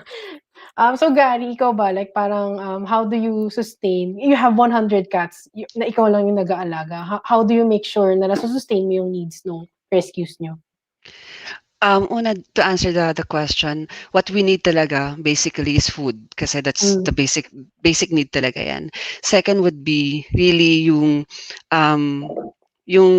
help that we can get, small or big, para makatulong siya sa mga expenses sa bahay. I mean, expenses para sa kanila, like yung pagpapakapon, kasi syempre it's not really free di ba? So sometimes it ranges from 1,000 to even up to 8,000 just for one cat or one dog. So, and the vitamins. And so what I'm doing now, aside sa pag-vlog ko and even yung sa aking regular job, I'm also selling in Shopee. Nagsasell din ako ng mga products, ng mga vitamins, and yung mga bumibili naman sa akin, binibigyan ko rin sila ng mga freebies para kahit papaano, di ba, na nagkakaroon sila ng parang hope na someone also cares for them, kahit mga small stuffs lang, kahit mga syringe, mga ganyan, para pag magpapainom sila ng vitamins nila. So binibigyan ko rin sila ng mga ganon, and even yung mga face mask, yung parang sa pampapaganda, although hindi ako maganda. Pero ayun, yun ang ginagawa ko sa kanila. So I share what I have, and I keep on inspiring people the best way I can. So ayun, hindi ako nag-stop magtrabaho ever since na nag-start ako makapagtrabaho. Nung 18 pa lang ako, nagtuloy-tuloy ang buhay, and humahanap ako ng ibang opportunities outside. Magbebenta ako ng kung ano-ano, except yung laman, syempre. Pero ayun, that's what I do, and that's what I love doing. I would love to care for the cats and for the dogs. Kahit wala man mag-rescue right now or mag-adopt sa kanila, I would still give my 100%. Kung pwede nga 101, di ba? Kaya nangangayayat na ako. But yeah, who cares, di ba? Mamamatay naman tayo eventually. That's reality. Di ba? We're all gonna die. So it's better that we just give our lives to them. At least people will remember you, that you're this person na who will die for them. Di ba? At least you die, na nalaman ng mga tao na, okay yan, si Gary yan. Namatay yan para sa mga pusa, para sa mga aso, and marami ako natutunan sa kanya. Kasi naman namatay yan, addict yan, or nagbenta ng laman, tapos na salvage. Di ba? Mas maganda yung namatay ako na bilang rescuer.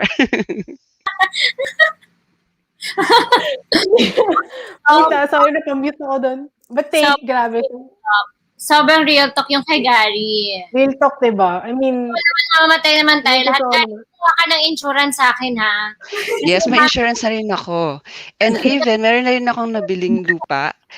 Hindi pa nga lang siya hindi pa lang siya parang matataniman ng bahay, mapapalagyan ng bahay. But eventually, kapag nabayaran ko na yon, pag full paid na yon, next project naman is magkaroon ako ng mas malaking lupa. I mean, mas malaking space for them para makakatakbo na sila, 'di ba? They can feel the sun in even the grass.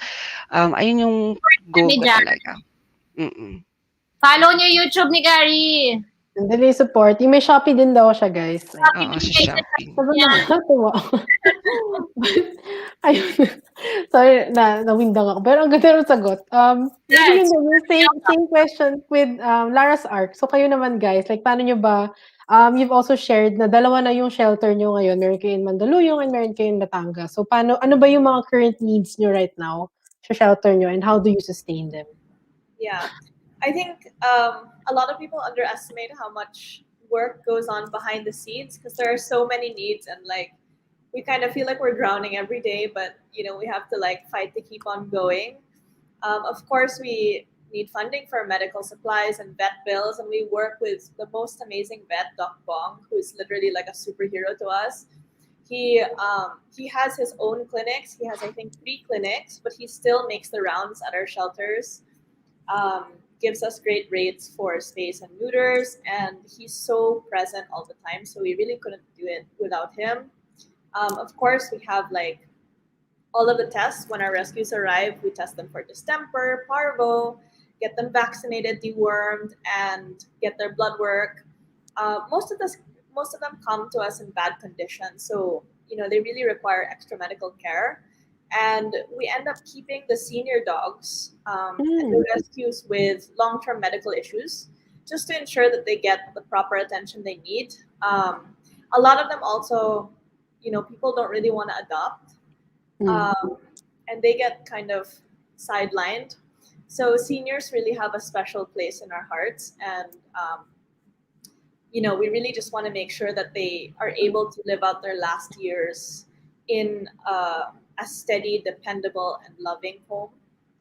Of course, we have like daily necessities like the dog food, collars, leashes, puppy milk. We also have a soft spot for pregnant rescues, so we end up having a lot of litters come in. And usually we rescue a pregnant dog, and then a few days after they arrive, they give birth. Like, sakto. Yeah, last week Nina actually rescued a female dog named Paula from Tagaytay. And I think 3 days after she arrived, she gave birth to 10 puppies, which is probably the biggest litter we've ever had. Tita Susan was like, okay, I don't know if I have tears of joy or tears of fear. And I was like, oh my God, also.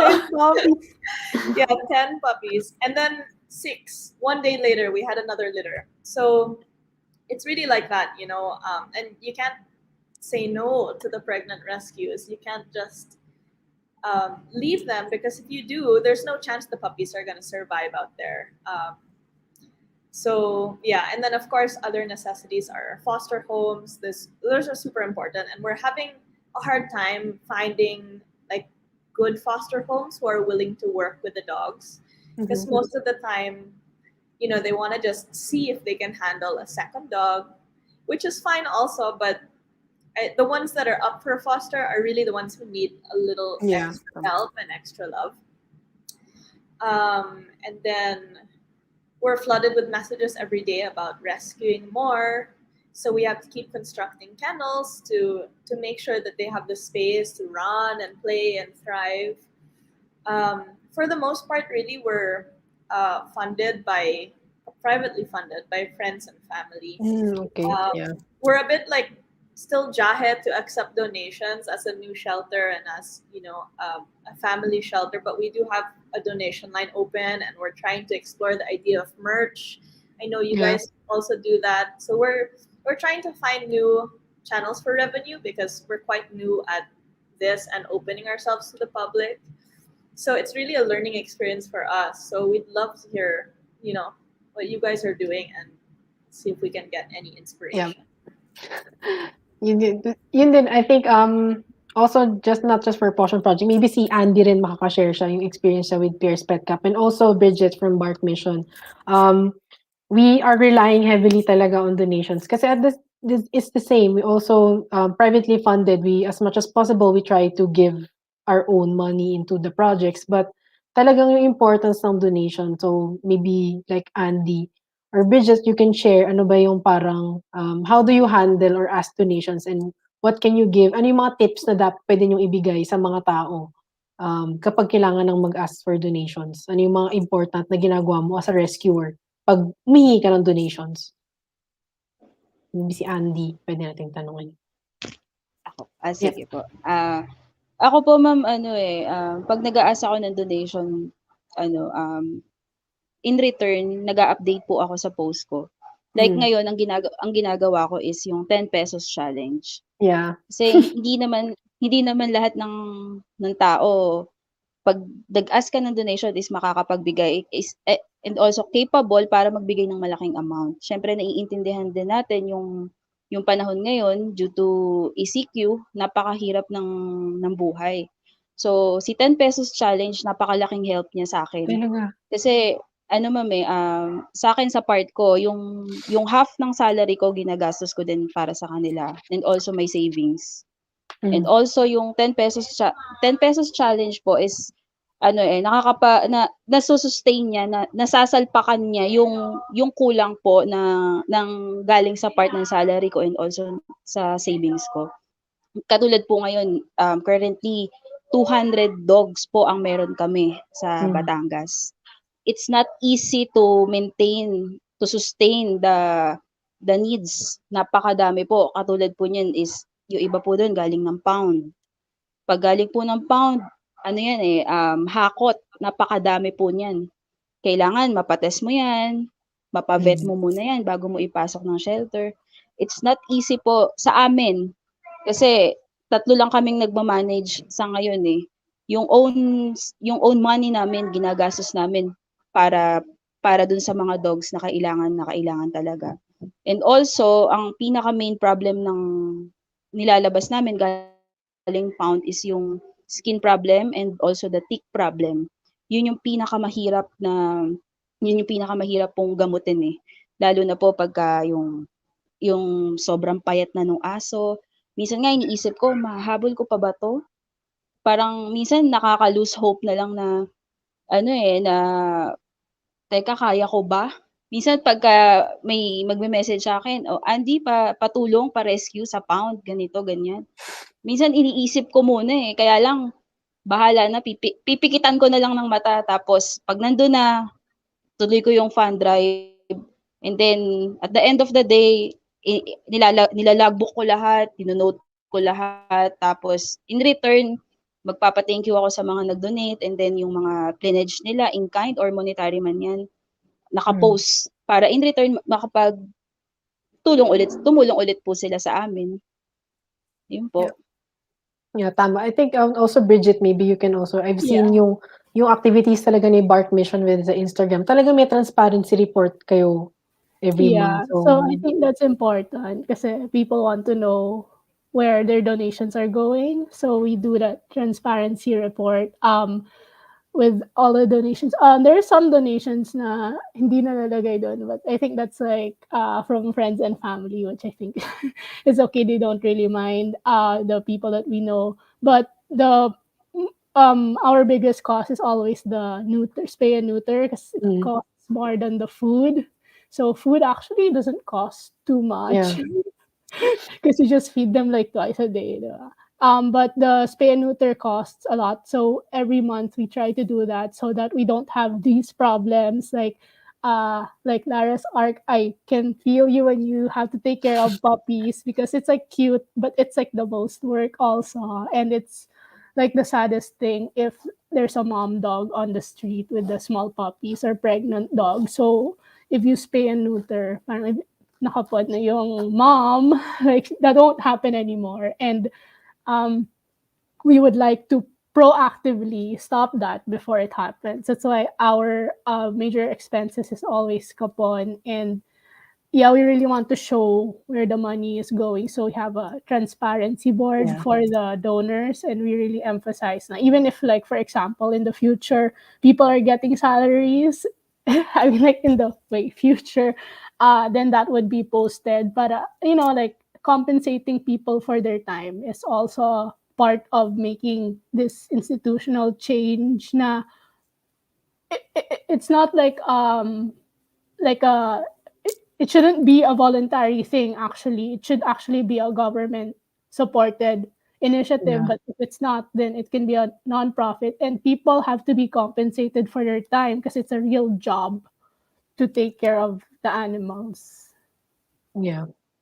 I mean, I think maganda rin yun na, I think maganda yun na parang introduction din sa next, question na gusto ko rin i-ask kasi, we know yung costs talaga and what Malu shared kanina, talagang naka-list down ano yung mga ano yung mga mini-make sure namin, ano yung parang protocol namin na sinusunod, bago kami mag-take in ng rescues. And kaya I think yung next question naman is, kayo ba, meron din ba kayong standard protocol or process for taking in rescues? Kasi yung fear lang din namin sa Pawssion project is baka kami lang yung humihingi ng ganito kadami sa mga rescues namin. Si Andy na-share niya na rin yun kanina. So maybe ikaw ba Gary, meron kang ganong like parang, process bago ka mag-rescue? Kunyari may nag-report sa'yo, ano yung ginagawa mo 'pag nag-rescue ka ng bagong pusa or bagong, aso? Ano yung una mong chine-check? Ako, I always check or I always ask kung ano yung purpose kung bakit nila pinapa-adopt yung cat. Kasi if it's just like parang temporary lang yung problem nila, then they should be able to find a solution for that. Now, if it's going to be like a permanent problem na hindi talaga makaka-afford na yung tao to be able to raise a cat or a dog, then if I can't do it, I will look for one. I will look for like an institution or like a shelter na still available pa for adoption so that I can hand them over para endorse ko siya doon para naman hindi siya mahirapan. Or I would invite them to share or to join yung mga groups na meron sa Facebook for adoption and for fostering. Ayun yung ginagawa ko. Pero personally, ang ginagawa ko pag nakakita ko ng cats and dogs, ang process ko talaga is ini-screen ko yan. Gaya nga ng sabi ni, I'm not sure, I think it's Malu, na dapat meron isolation area. Meron kami mga cages. We use them to isolate the cats. Most especially kasi ako personally, kittens talaga mga nire-rescue ko. They start as a kitten or as a newborn kitten. So, chine-check ko muna kung meron ba itong mga problema pag nagpupo, kapag may nag-sneeze sila, may mga sipon ba to, may mga eye infection ba to. Kasi the moment na, since free roaming ang mga cats namin and even some of our dogs, the moment na ma-expose sila sa sakit, dire-diretso yan. So, ayun ang iniiwasan ko. And so, kapag may problema, halimbawa sa pagpupupo nila, makikita mo naman yung texture niyan di ba? So, pag nakita mo may problema, ano yung susunod kong gagawin? I would contact my friend who is also a vet. So, chine-check ko kagad, dinadala ko kagad siya sa vet para ma-ensure ko na kung ano yung treatment for them. And even yung skin problems, like yung mga galis, makikita mo yan kapag meron silang mga ear mites, makikita mo yung mga sugat-sugat sa tenga and even sa mga leeg. So that's a sign that there's parasite. And yung bulate. So you have to be very mindful when you rescue and when you take a cat or a dog in. Kasi the moment that you just let it pass, di ba? Yes, you're helping a life, but then it may affect the rest. So you have to make sure that they're isolated. Ayun yung process na ginagawa ko talaga kapag nagre-rescue. Gary, sorry if I may ask, how do you deal with mga FLV and panleukopenia? Panleukopenia, especially because it's airborne. Kasi cats how do you deal with it? Kasi there is a test, di ba? May mga test naman for panleukopenia virus. So, ina-isolate ko talaga siya like for a week, at least man lang, for a week nilalagay ko lang siya sa room ko. Tapos ako talaga yung yung hands-on sa kanya and sinasanitize kasi I'm not sure ka nakamute ba ako. Daldal ako ng daldal, hindi ko alam kung nakamute. So ayun, if the cat is tested positive sa panleukopenia, make sure na sanitize talaga yung place, yung area niya or yung cage niya. Otherwise, kapag nagkaroon ng parang opportunity yung other cats to step in dun sa mga areas kung saan sila, ayun, mag-spread talaga yung virus. And as much as possible nga, i-contain talaga sila and have them tested. Yeah. Ayun yung number one. Yeah. I wanted to ask that, Ish, kasi diba, ngayon sobrang daming nagtatapon ng mga pusa and daming nagpaparescue. And there are actually seasons in the year na may mga outbreak, mga panleukopenia, temper. That's why we're very cautious about that. And I want people to understand why we cannot just take in. Kailangan kasi silang i-test. And next question is, what if they test positive? Do we have a pending foster available? Diba? So, yun yung mga things na I want people to understand. Kasi, Lord, grabe, everyday siguro yung baba sa amin pag hindi kami maka-accommodate. Sobrang dami. And again, yon. At least, diba, people will know na it's not just us actually na nagkukonsider ng mga ganyan. So, yeah, yun lang naman. Nakalimutan ko yung tanong ko. Nasabaw na. But maybe, sila Lara's Arc naman, kayo din ba? Ano ba yung para meron din ba kayong protocol ngayon na sinusunod? Kasi nga, with your 2 shelters na. And then I've also heard na Nina has been also rescuing for you guys. Like, ano yung first step? Ano yung protocol nyo kapag mag-take in kayo ng new rescues? Thank you for that. When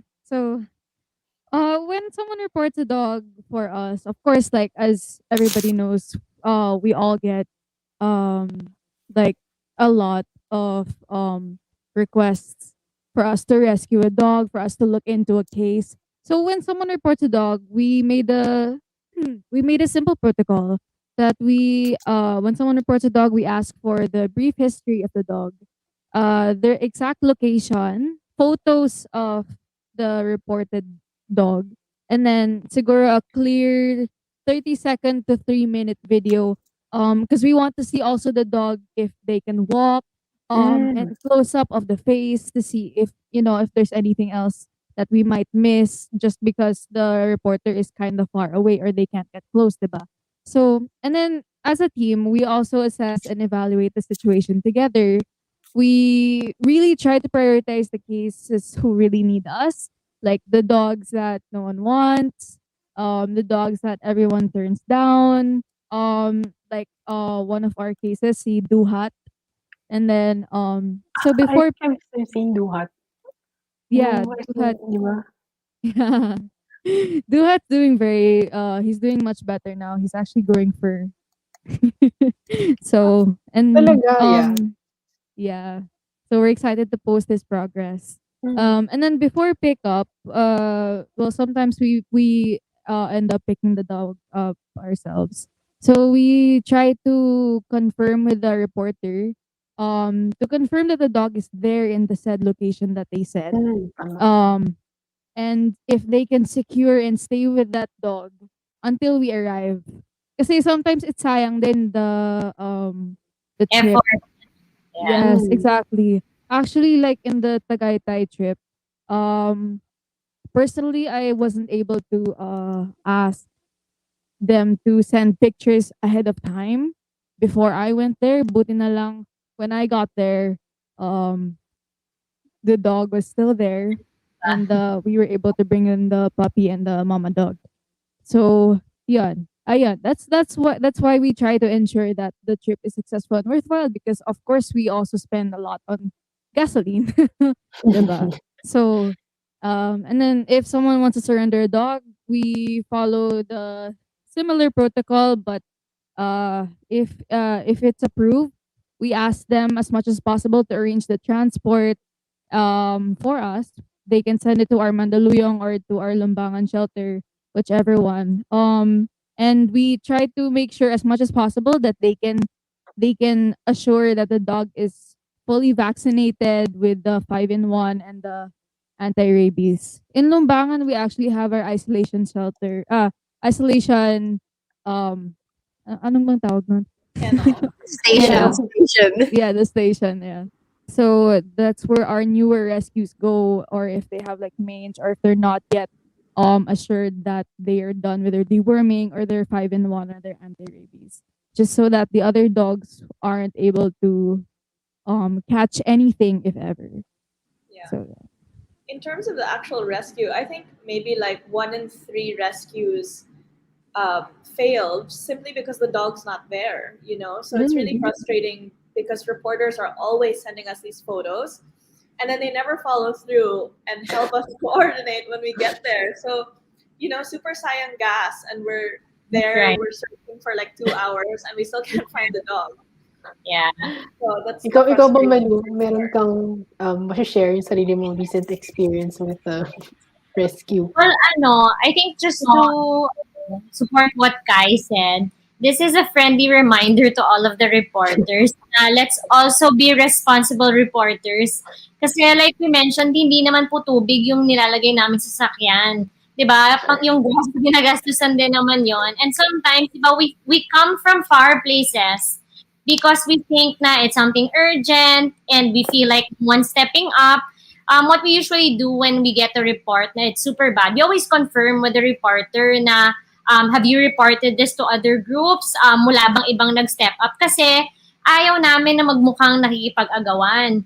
But if no one steps up, that's when we go. So sometimes there are cases na when you get there, meron na ding ibang nakapunta. So I think again, this is just a friendly reminder to all of the reporters na of course it's good to seek help when you see a dog or a cat in need, but also make it a point na hindi nahahassle din yung mga rescuers. Kasi again, nothing comes for free here. And if you can do something from your end already, please do it. Yun yung pag-secure lang ng animal in need is really a big help. So, yun lang. Actually, ang dami kong kailangan share, pero baka abutin tayo ng tomorrow. So, let's just give the floor to the guests. But yun, I think, I mean talagang, I think ang dami na rin talaga nating na share with each other. I think also for me, ang dami kong natututunan in some things that we can also apply doon sa ginagawa ni Pawssion Project. And I think, yeah, medyo napapasarap na yung usap natin. And then maybe yung last question ko na rin for everyone talaga is, ano ba talaga yung challenging aspect ng ginagawa natin ngayon? Ano yung parang pinaka mahirap na experience nyo with this whole animal rescuing advocacy? So, I think we can start with Bridget. If ano yung parang pinaka challenging part ng ginagawa nyo sa Bark Mission? I think it's dealing with the people. So, yeah. It's two things like dealing with finding the proper adopter. That's like the most, I don't know. It's like, I'm not very excited to look for adopters because the screening process is so long. Parang you're gonna have like 200 inquiries, especially for puppies. But you have to like interview them, and like so many of them are not serious about it. They're just like wasting your time, and then some of them will lie to you. Like some of them lied to us na okay, papakapon namin, and then when it's time, we're like, okay, they're 6 months, kailangan nyo na pakapon. They're gonna be like, isang beses lang, parang gusto ko lang magkaroon ng apo, kahit isang liter lang. Like, the agreement was you would pakapon, diba? Like, why did you lie to me? So that's like so demotivating, you know?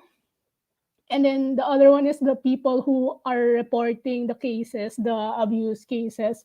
Like, that's also so hard to deal with because, first of all, why don't you ask the owner to take care of their dog before coming to us? Diba?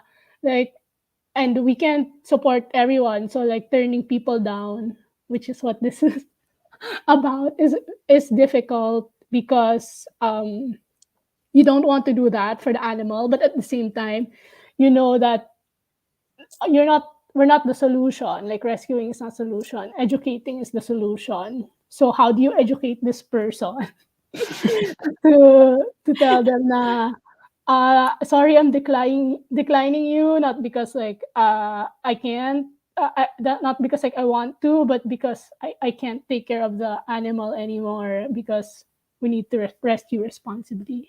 Yeah. Ikaw naman, Andy, like, ano ba yung parang most challenging, ano yung parang pinaka mahirap na sa ginagawa natin ngayon with this animal rescuing advocacy sa Pilipinas? Ano po, in this advocacy po, yung sa akin po, yung pinakamahirap na part is yung masustain yung pagkain nila and yung maintaining vitamins nila. And also kasi ma'am, Ngayon, recently na nagre-rescue kami sa pound, starving to death yung mga nakukuha namin. So the most important sa akin is yung pagkain talaga. Para ma-regain kung ano yung kailangan nila. And also the vitamins. I think parang pare-pareho tayo. I love how simple that is, but how real that one is. Sometimes, di ba, parang you actually really wanna do more for them. But, upon rescue, yung kita mo, nagutom na gutom sila and all. So, yeah, I totally get you, Andy. Yeah. Hindi lang po kasi sa pagre-rescue, pag-aalis sa kalye or sa pound natatapos ang lahat eh. Kailangan pag kinuha mo 'yan, accept mo lahat ng responsibilities. Amen. Ayun po. So kayo naman like LARA'S Arc, like ano yung parang most challenging part of what you're doing so far? As Titan naman. Uy. There are a lot of challenges, to be honest. Sorry, am I on mute? Am I? Okay no, na. not anymore. Sorry. There are a lot of challenges, to be honest, in the shelter. But let me break it. We'll break it down for you guys. First off is number one, having a really good team.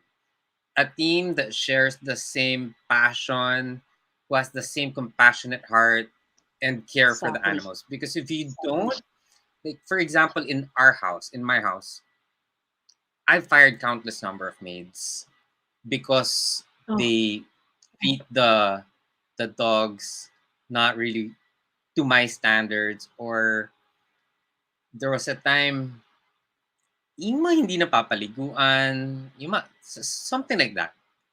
So it's very important to have employees, staff members, volunteers who have the same kind of love and care for the animals. And we do get some volunteers before who are just in it for the photos, social media. That's why we kind of are very strict now in screening them. Yeah. So, and what else? There's number two, the reporters. Very how do I say? I don't want to say. Sige, kaya mo. Go look for the right word. Yeah, I'm trying to look for the right word. Masakit sa ulo. Because there are times when the reporters pass by, say drive by a street and see a dog limping or skin and bone dog, they would message us, not just us, other rescuers. And by the time we get there, the dog is gone. The dog is either rescued or back at home. Diba? So a lot of issues with that. And I think the last is preparing the dogs for adoption. The rehabilitation, the homing, the feeding, and of course the screening process of each and every adopter.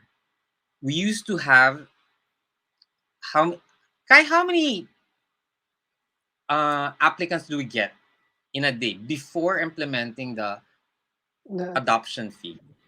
Yeah. We had a lot more before the fee, actually.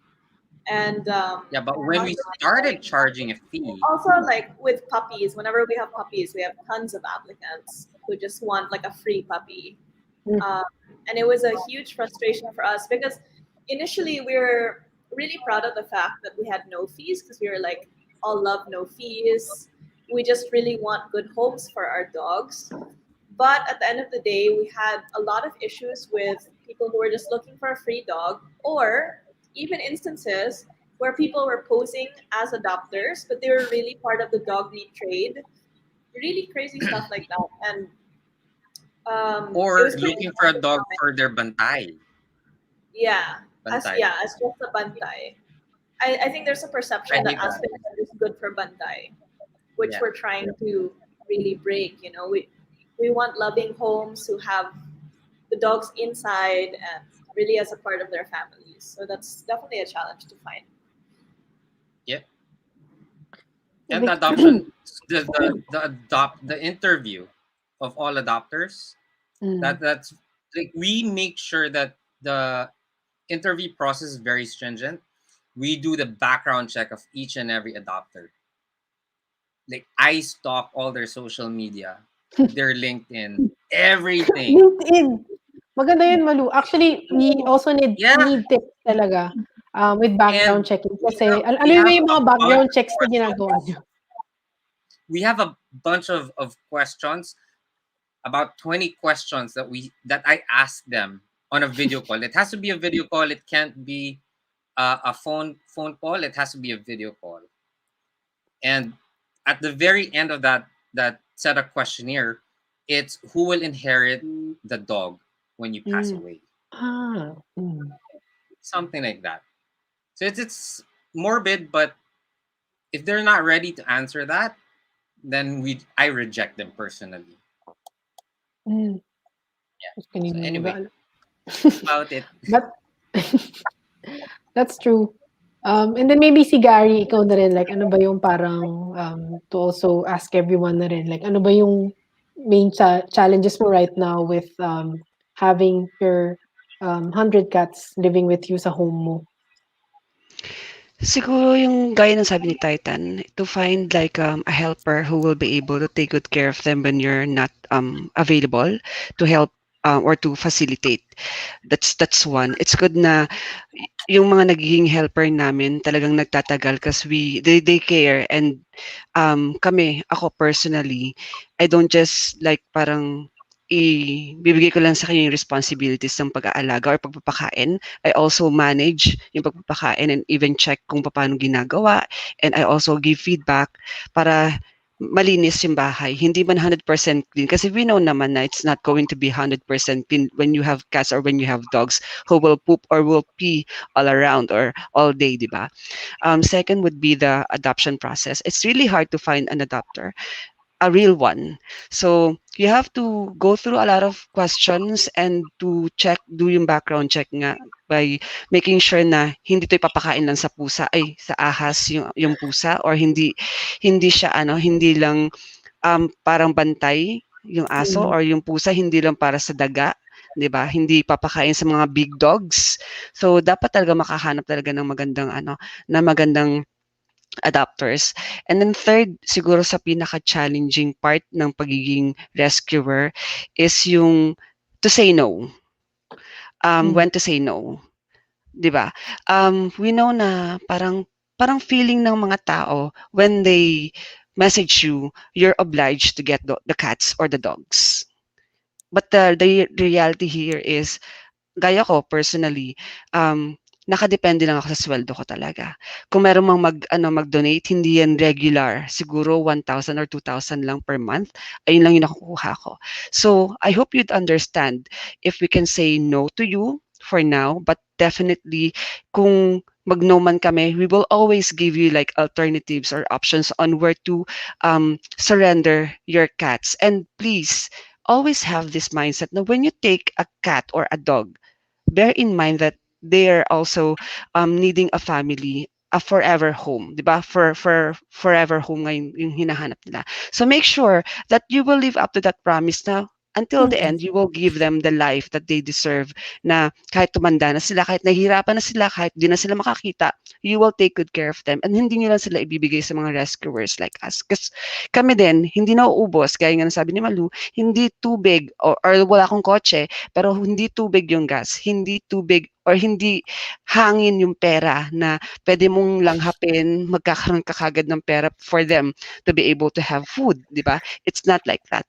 So, imagine niyo na lang, if we can adopt or rescue like 5 or 10 cats, what more yung 100, or paano yung kayo, isipin niyo na lang yung sa inyo, 'di ba? You have just one to rescue, but niyo pa ipapasa sa aming mga rescuers yung pwede niyo namang gawin from your end. The moment na nakita niyo yung mga cats or yung mga dogs sa kalsada, why can't you have that responsibility to take good care of them as well? Huwag niyo iasa sa rescuers, because the moment na mawala yan sa paningin niyo and nag-depend kayo sa mga rescuers like mga other organizations, mas malaki yung chance na hindi nyo makikita yan at hindi namin makikita yan the moment na pumunta na kami sa area na yon. So, be responsible the moment that you see them, get them, and then take good care of them, adopt them, or maybe foster them or feed them, and then look for an alternative para makakuha sila ng tamang adopter in the future. Ayun And lang. don't forget the kapon. And kapon, don't always, Grabe. always make sure na kakapon sila kasi gaya ng sinasabi ko sa vlog ko, ang isang cat, parang every minute may 17,000 sa cats and 15,000 sa dog. Every second lang yata or every minute, I forgot. So what more if we're talking about days? What more if we're talking about years, diba? Sobrang dami na magiging pusa at magiging aso sa kalsada kapag maging irresponsible kayo. So dapat pakapunin niyo yan. So that's going to be like a responsibility that you have to take na papangalagaan niyo sila and making sure na ma-reproduce yung reproduction list mas ma-manage kasi not only yung population yung minamanage niya but their overall health mas na-ensure niya na humahaba ang buhay nila, na iwasan yung cancer sa lalaki and even sa reproductive system ng babae pag nagpapanganak, di ba? Mas may iwasan yung certain kinds of cancer. So ayun sana yung isipin niyo kapag nag-aalaga kayo ng aso at pusa. That's all. Sana maraming reporter nanonood para sa kanila yun. Pero I think sobrang ganda nung sinabi I think ang ganda rin na parang yun yung sinasabi ni Gary. Ang ganda niya na to like close the discussion na rin. I mean, halos nag 2 hours na rin tayo nag-sharing ng sobrang dami kong natututunan from you guys. But ang ganda nung sinabi ni Garen na, ni Garen. Sorry, Gary. Niloloko nila ako. Mali ako nang sabi ng name. But yun, sobrang ganda nung sinabi ni Gary na, I mean, if you can do something, yun lang din naman eh. Like, we can all do something. Yun lang din yung message namin sa Pawssion Project. Na if you can do something and you don't have to rely everything sa mga rescuers and sa mga shelters. Kasi, at the end of the day, lahat kaming animal shelters here and animal rescue groups, nagsa-struggle na rin. And if you have the heart, you have the space, you are able to accommodate these animals in need, do it. I mean, put your compassion into action. And then, ayun. That's all then. I think, we've almost 2 hours na rin tayo nag-uusap, Malu, but maybe like for everyone, thank you also for staying and sharing your own thoughts dun sa mga topics na we wanted to discuss with everyone. We discussed responsible rescuing in a week, in a month, non-stop. Just so many topics actually na kailangan discuss, like yung paghanap ng responsible na adopter, day 1 yung responsible rescuing, management at the shelter, like I think we'll have to allocate more pa na mga webinars like this, especially having to talk about how a proper shelter is supposed to look like, diba? Ano ba yung kailangan, things like that. But yun nga, abutin tayo ng next year. But I just want to emphasize yung sabi nga ni Garen, compassion put into action, guys. And also, I just want to share, of course, my sentiments, Pawssion Project sentiments. Kasi, one of the downside also, para sa amin, na Pawssion, because, it was just by God's grace na may perfect timing, some celebrities would share about the page, so we have grabe na yung reach ng Pawssion. But just because celebrities and influencers actually share about us doesn't mean na-equate din yun sa donations and sa mga health na nakukuha natin. We don't actually get to post all of the rescue operations na nagagawa natin. So many other activities are not being posted online. Ang daming ibang mga expenses pa. So, and I'm sure the rest share the same sentiments. I think wala sigurong shelter na hindi nag-shell out talaga ng sariling resources and personal funds. And really, guys, if we just have enough resources, if we have enough, genuine people, we'd be able to do more.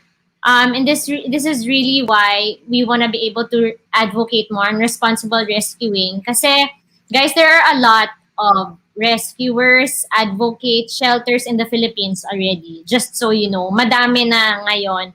But not all are responsible. We're not saying naman na we're perfect. Syempre, hindi kami nagmamalaki. Nagkakamali pa din naman kami kahit papano. But we always make it a point na we learn from our mistakes.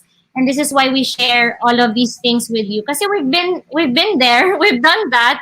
We've had our fair share of a distemper outbreak. We've had our fair share of naghawaan yung ibang mga dogs because of Ehrlichia.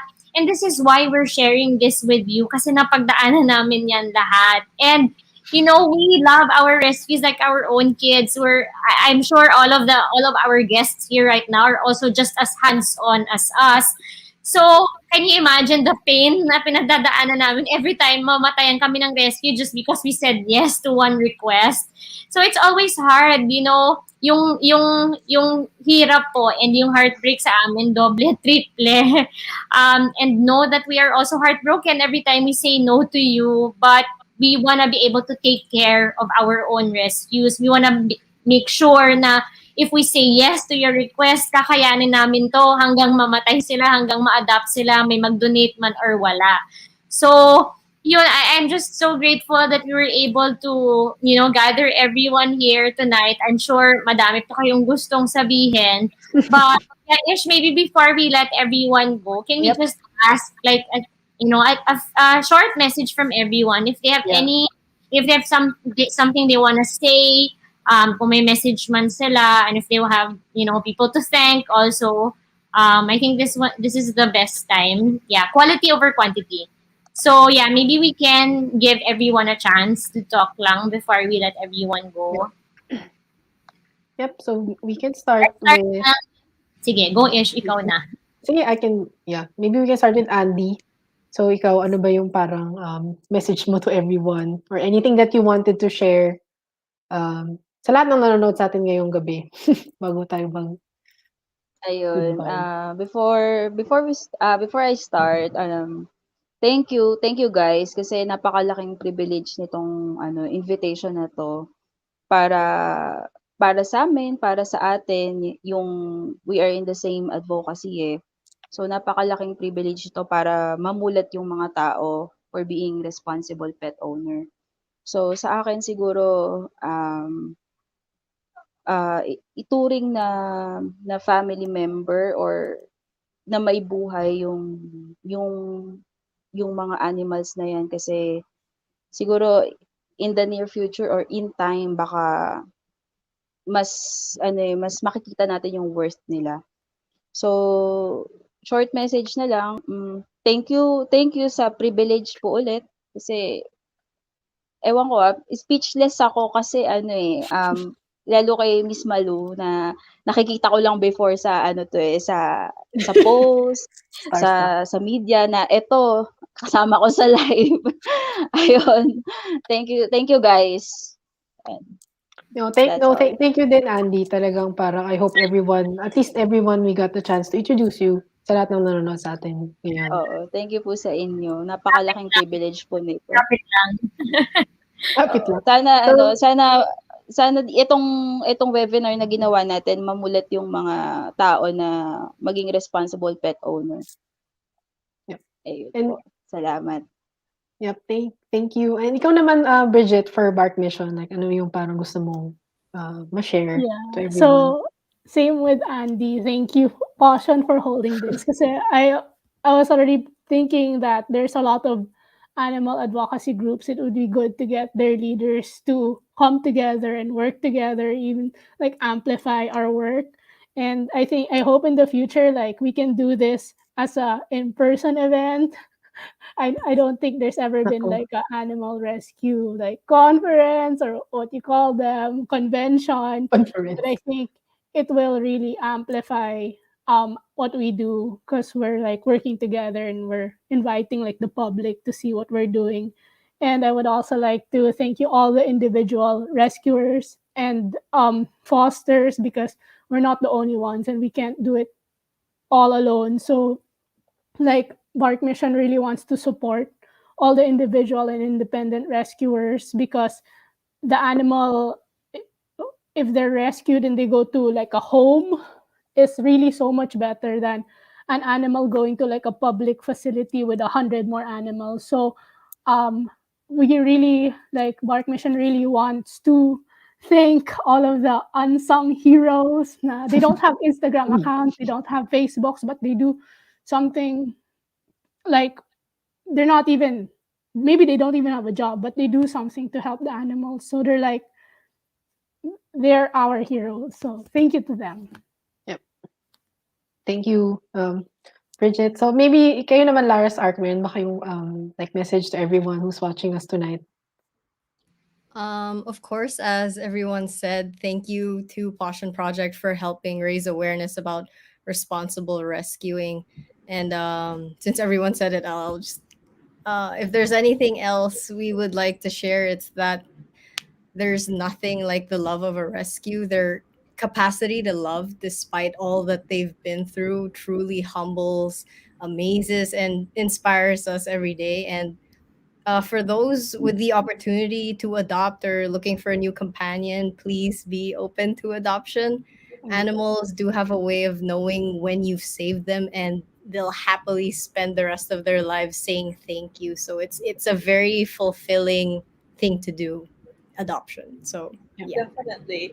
And just to add to that, Pawssion Project, we've admired you guys for so long, and we were so flattered when you reached out to us to join this. I think it was like a starstruck moment because we're a relatively new shelter, and we're so honored also to be alongside all of you, Andy, Bridget, and of course Gary. You guys inspire us every day.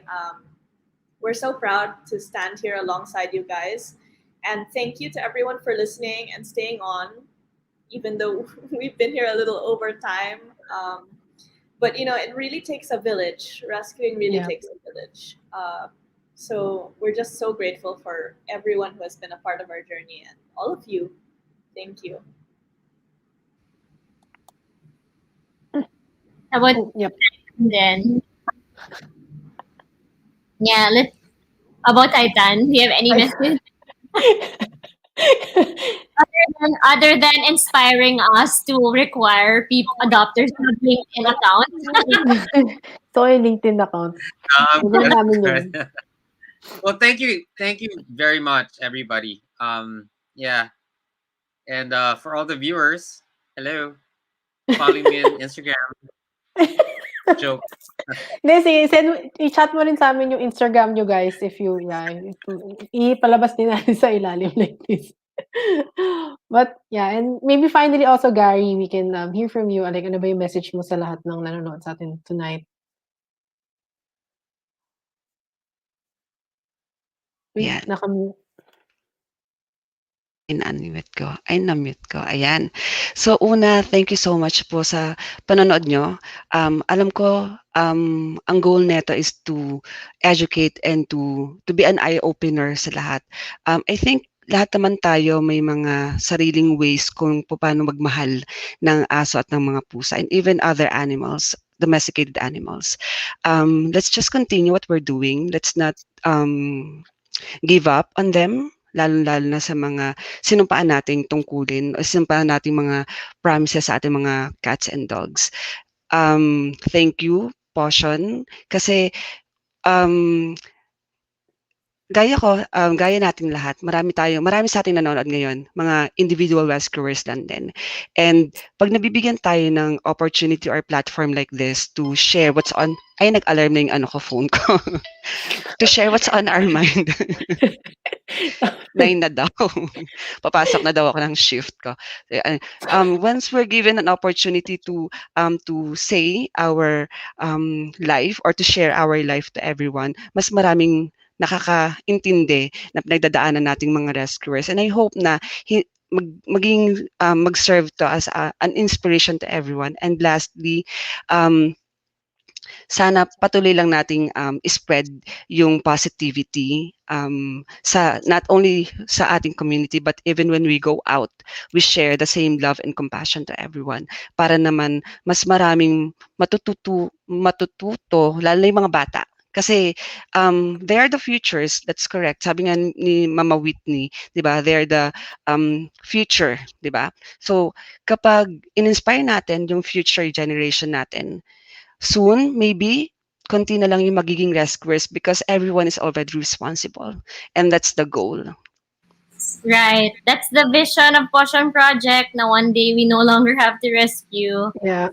Yeah, let's hear, kailangan tapatan ni Nina yon. Kung ano yung message ni Gary. Nina, do you have any final message?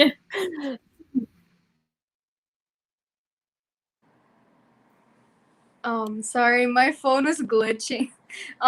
No, but no, wala. Aside from what my colleagues have said, we just wanna thank everybody from the bottom of our hearts who have made what our job what it is.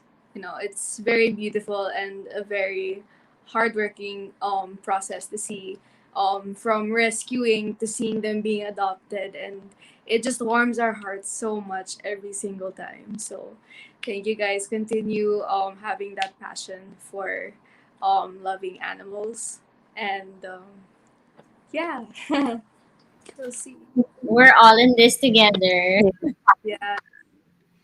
Yep. So thank you everyone. I think talagang it was so nice. I think like a lot of people also stayed with us talaga to hear your stories. And so I mean gusto namin mag-thank you to everyone who watched and stayed with us na parang nagkikwentuhan lang din tayo, and we can really, yun nga sabi ni Malu, we can talk about this topic like so many hours at a time. Pero it's yeah, I think it's also getting late na rin. But so thank you everyone. Thank you for your time and for opening your organizations and your respective shelters and homes to us. And to the rescues, of course.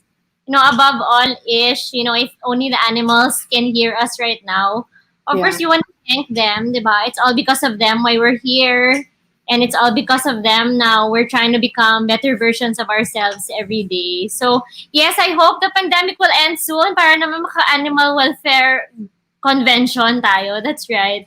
It's super heartwarming-ish, diba? This webinar is super heartwarming and uplifting. Just getting all these positive vibes from all our fellow rescuers. Let's admit it. It's sobrang hirap ng animal welfare in the Philippines. Not so many groups get along with each other. So this one's just so inspiring and uplifting. So I really hope na, we get to inspire more people to, more groups also to work together for the sake of the animals. So thank you. Thank you very much from Pawssion Project for sharing your time, your knowledge with us. Thank you so much, guys. Yep. So thank you. So Thank you. thank you guys for sharing, and yeah, we'll see you hopefully again soon. Yeah, we'll just be.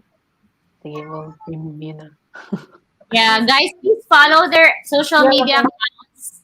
And please also, sa mga gustong mag-adopt, gawa na po kayo ng LinkedIn na account para namin siya Maka-adopt kayo sa LARA'S Arc. But yes, please do support all these wonderful organizations. Follow them, donate if you can. It doesn't have to be in cash. They always post, these people also post naman what they need. Support all the spay and neuter programs. Best way for us to save your lives. So, yun, let's all do something. Thank you again, everybody. Thank you, everyone. So, Bye. yeah. Bye.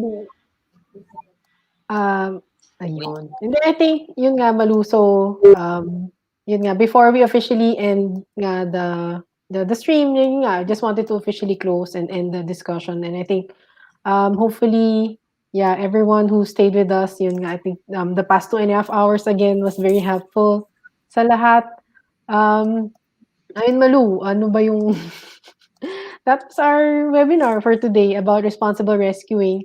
I think before to officially close, we just wanted to share ano yung activities natin. For the after today, for tomorrow. Like we said, kapit lang till the concert. Kapit lang until the concert. But yeah, we would also like again to invite everyone to yeah, we invite everyone to stay with us. That's only just the second of our webinar for this week. We have our next webinar tomorrow, Wednesday. Tomorrow. Yeah, see you tomorrow again. It's all about our unsung heroes. Yun nga, sinabi ni Bridget kanina. It's all about getting to know our vets. So the day in the life of a vet. So please join us tomorrow for our third webinar. We have 4 vets that are joining us tomorrow. So we're very excited to introduce them to you guys. And then a few last reminders. Don't forget to join Pawssion Project's Raffle for a Cause. It's an ongoing raffle for the whole week. The mechanics are pinned on our Facebook page. So just for 50 pesos, everyone, you can have an entry already for a raffle. We have over 20,000 pesos worth of giveaways to give. So yeah, we're still taking in entries for our raffle. And then, yeah, finally, I wanted to announce yung winners natin from yesterday's sharing giveaway. So we have 5 winners who happily shared our live webinar yesterday. And yeah, we just wanted to announce congratulations to Sir Hill Alonso, to SPAR, the SPAR team, Strategic Power for Animal Respondents Philippines. Thank you for sharing our live yesterday, and Miss Joy Equinan for sharing our. Hello ulit si Joy. Nanalo ulit si Joy. Yeah. Well, a And hero deserves that. yeah, and then isa na lang si I'll buy Animal Rescue and Adoption. Thank you guys for sharing our webinar yesterday, and Miss Diane Gali. So we'll just get in touch. So congratulations for winning 100 pesos Gcash. Just for sharing our webinar, di ba? Nakatulong ka na sa Pawssion Project, nakatulong ka pang mag-educate to everyone. So, yun Malu, that's it from me. So, thank you everyone for joining us tonight. That ends tonight's webinar on the importance of responsible rescuing. We hope to get your support for the rest of our festivities for this week, and don't forget to tag us on Facebook and Instagram. So thank you again for joining us. Thank you, Malu. Thank you also, Ish. And then guys, again, this is just day 2. We're so grateful. We've actually gotten a lot of positive feedback, Ish, di ba, from the first webinar. If hindi nyo pa po napapanood, it's just on our YouTube channel. So you can go back lang there and watch the webinars. Very helpful. And then this webinar naman, ako talaga Ish, like all the positive and light feeling na feels for tonight. It was just really inspiring to, be able to talk with our fellow rescuers who share the same mission with us. So, guys, please tag, people that are also in this advocacy. Let's all inspire each other. YouTube channel, if you can watch the webinars. Our webinars. Pero monetize naman tayo gaya ni Gary, di ba?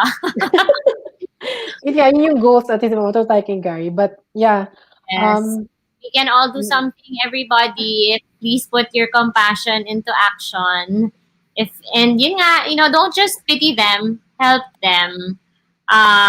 Don't forget, we'll share na lang here in the comment section all of the social media accounts of all of our guests. Please do not forget, follow them and support what they do also. So, again, everybody, thank you so much. Kapit lang until the end of the webinars.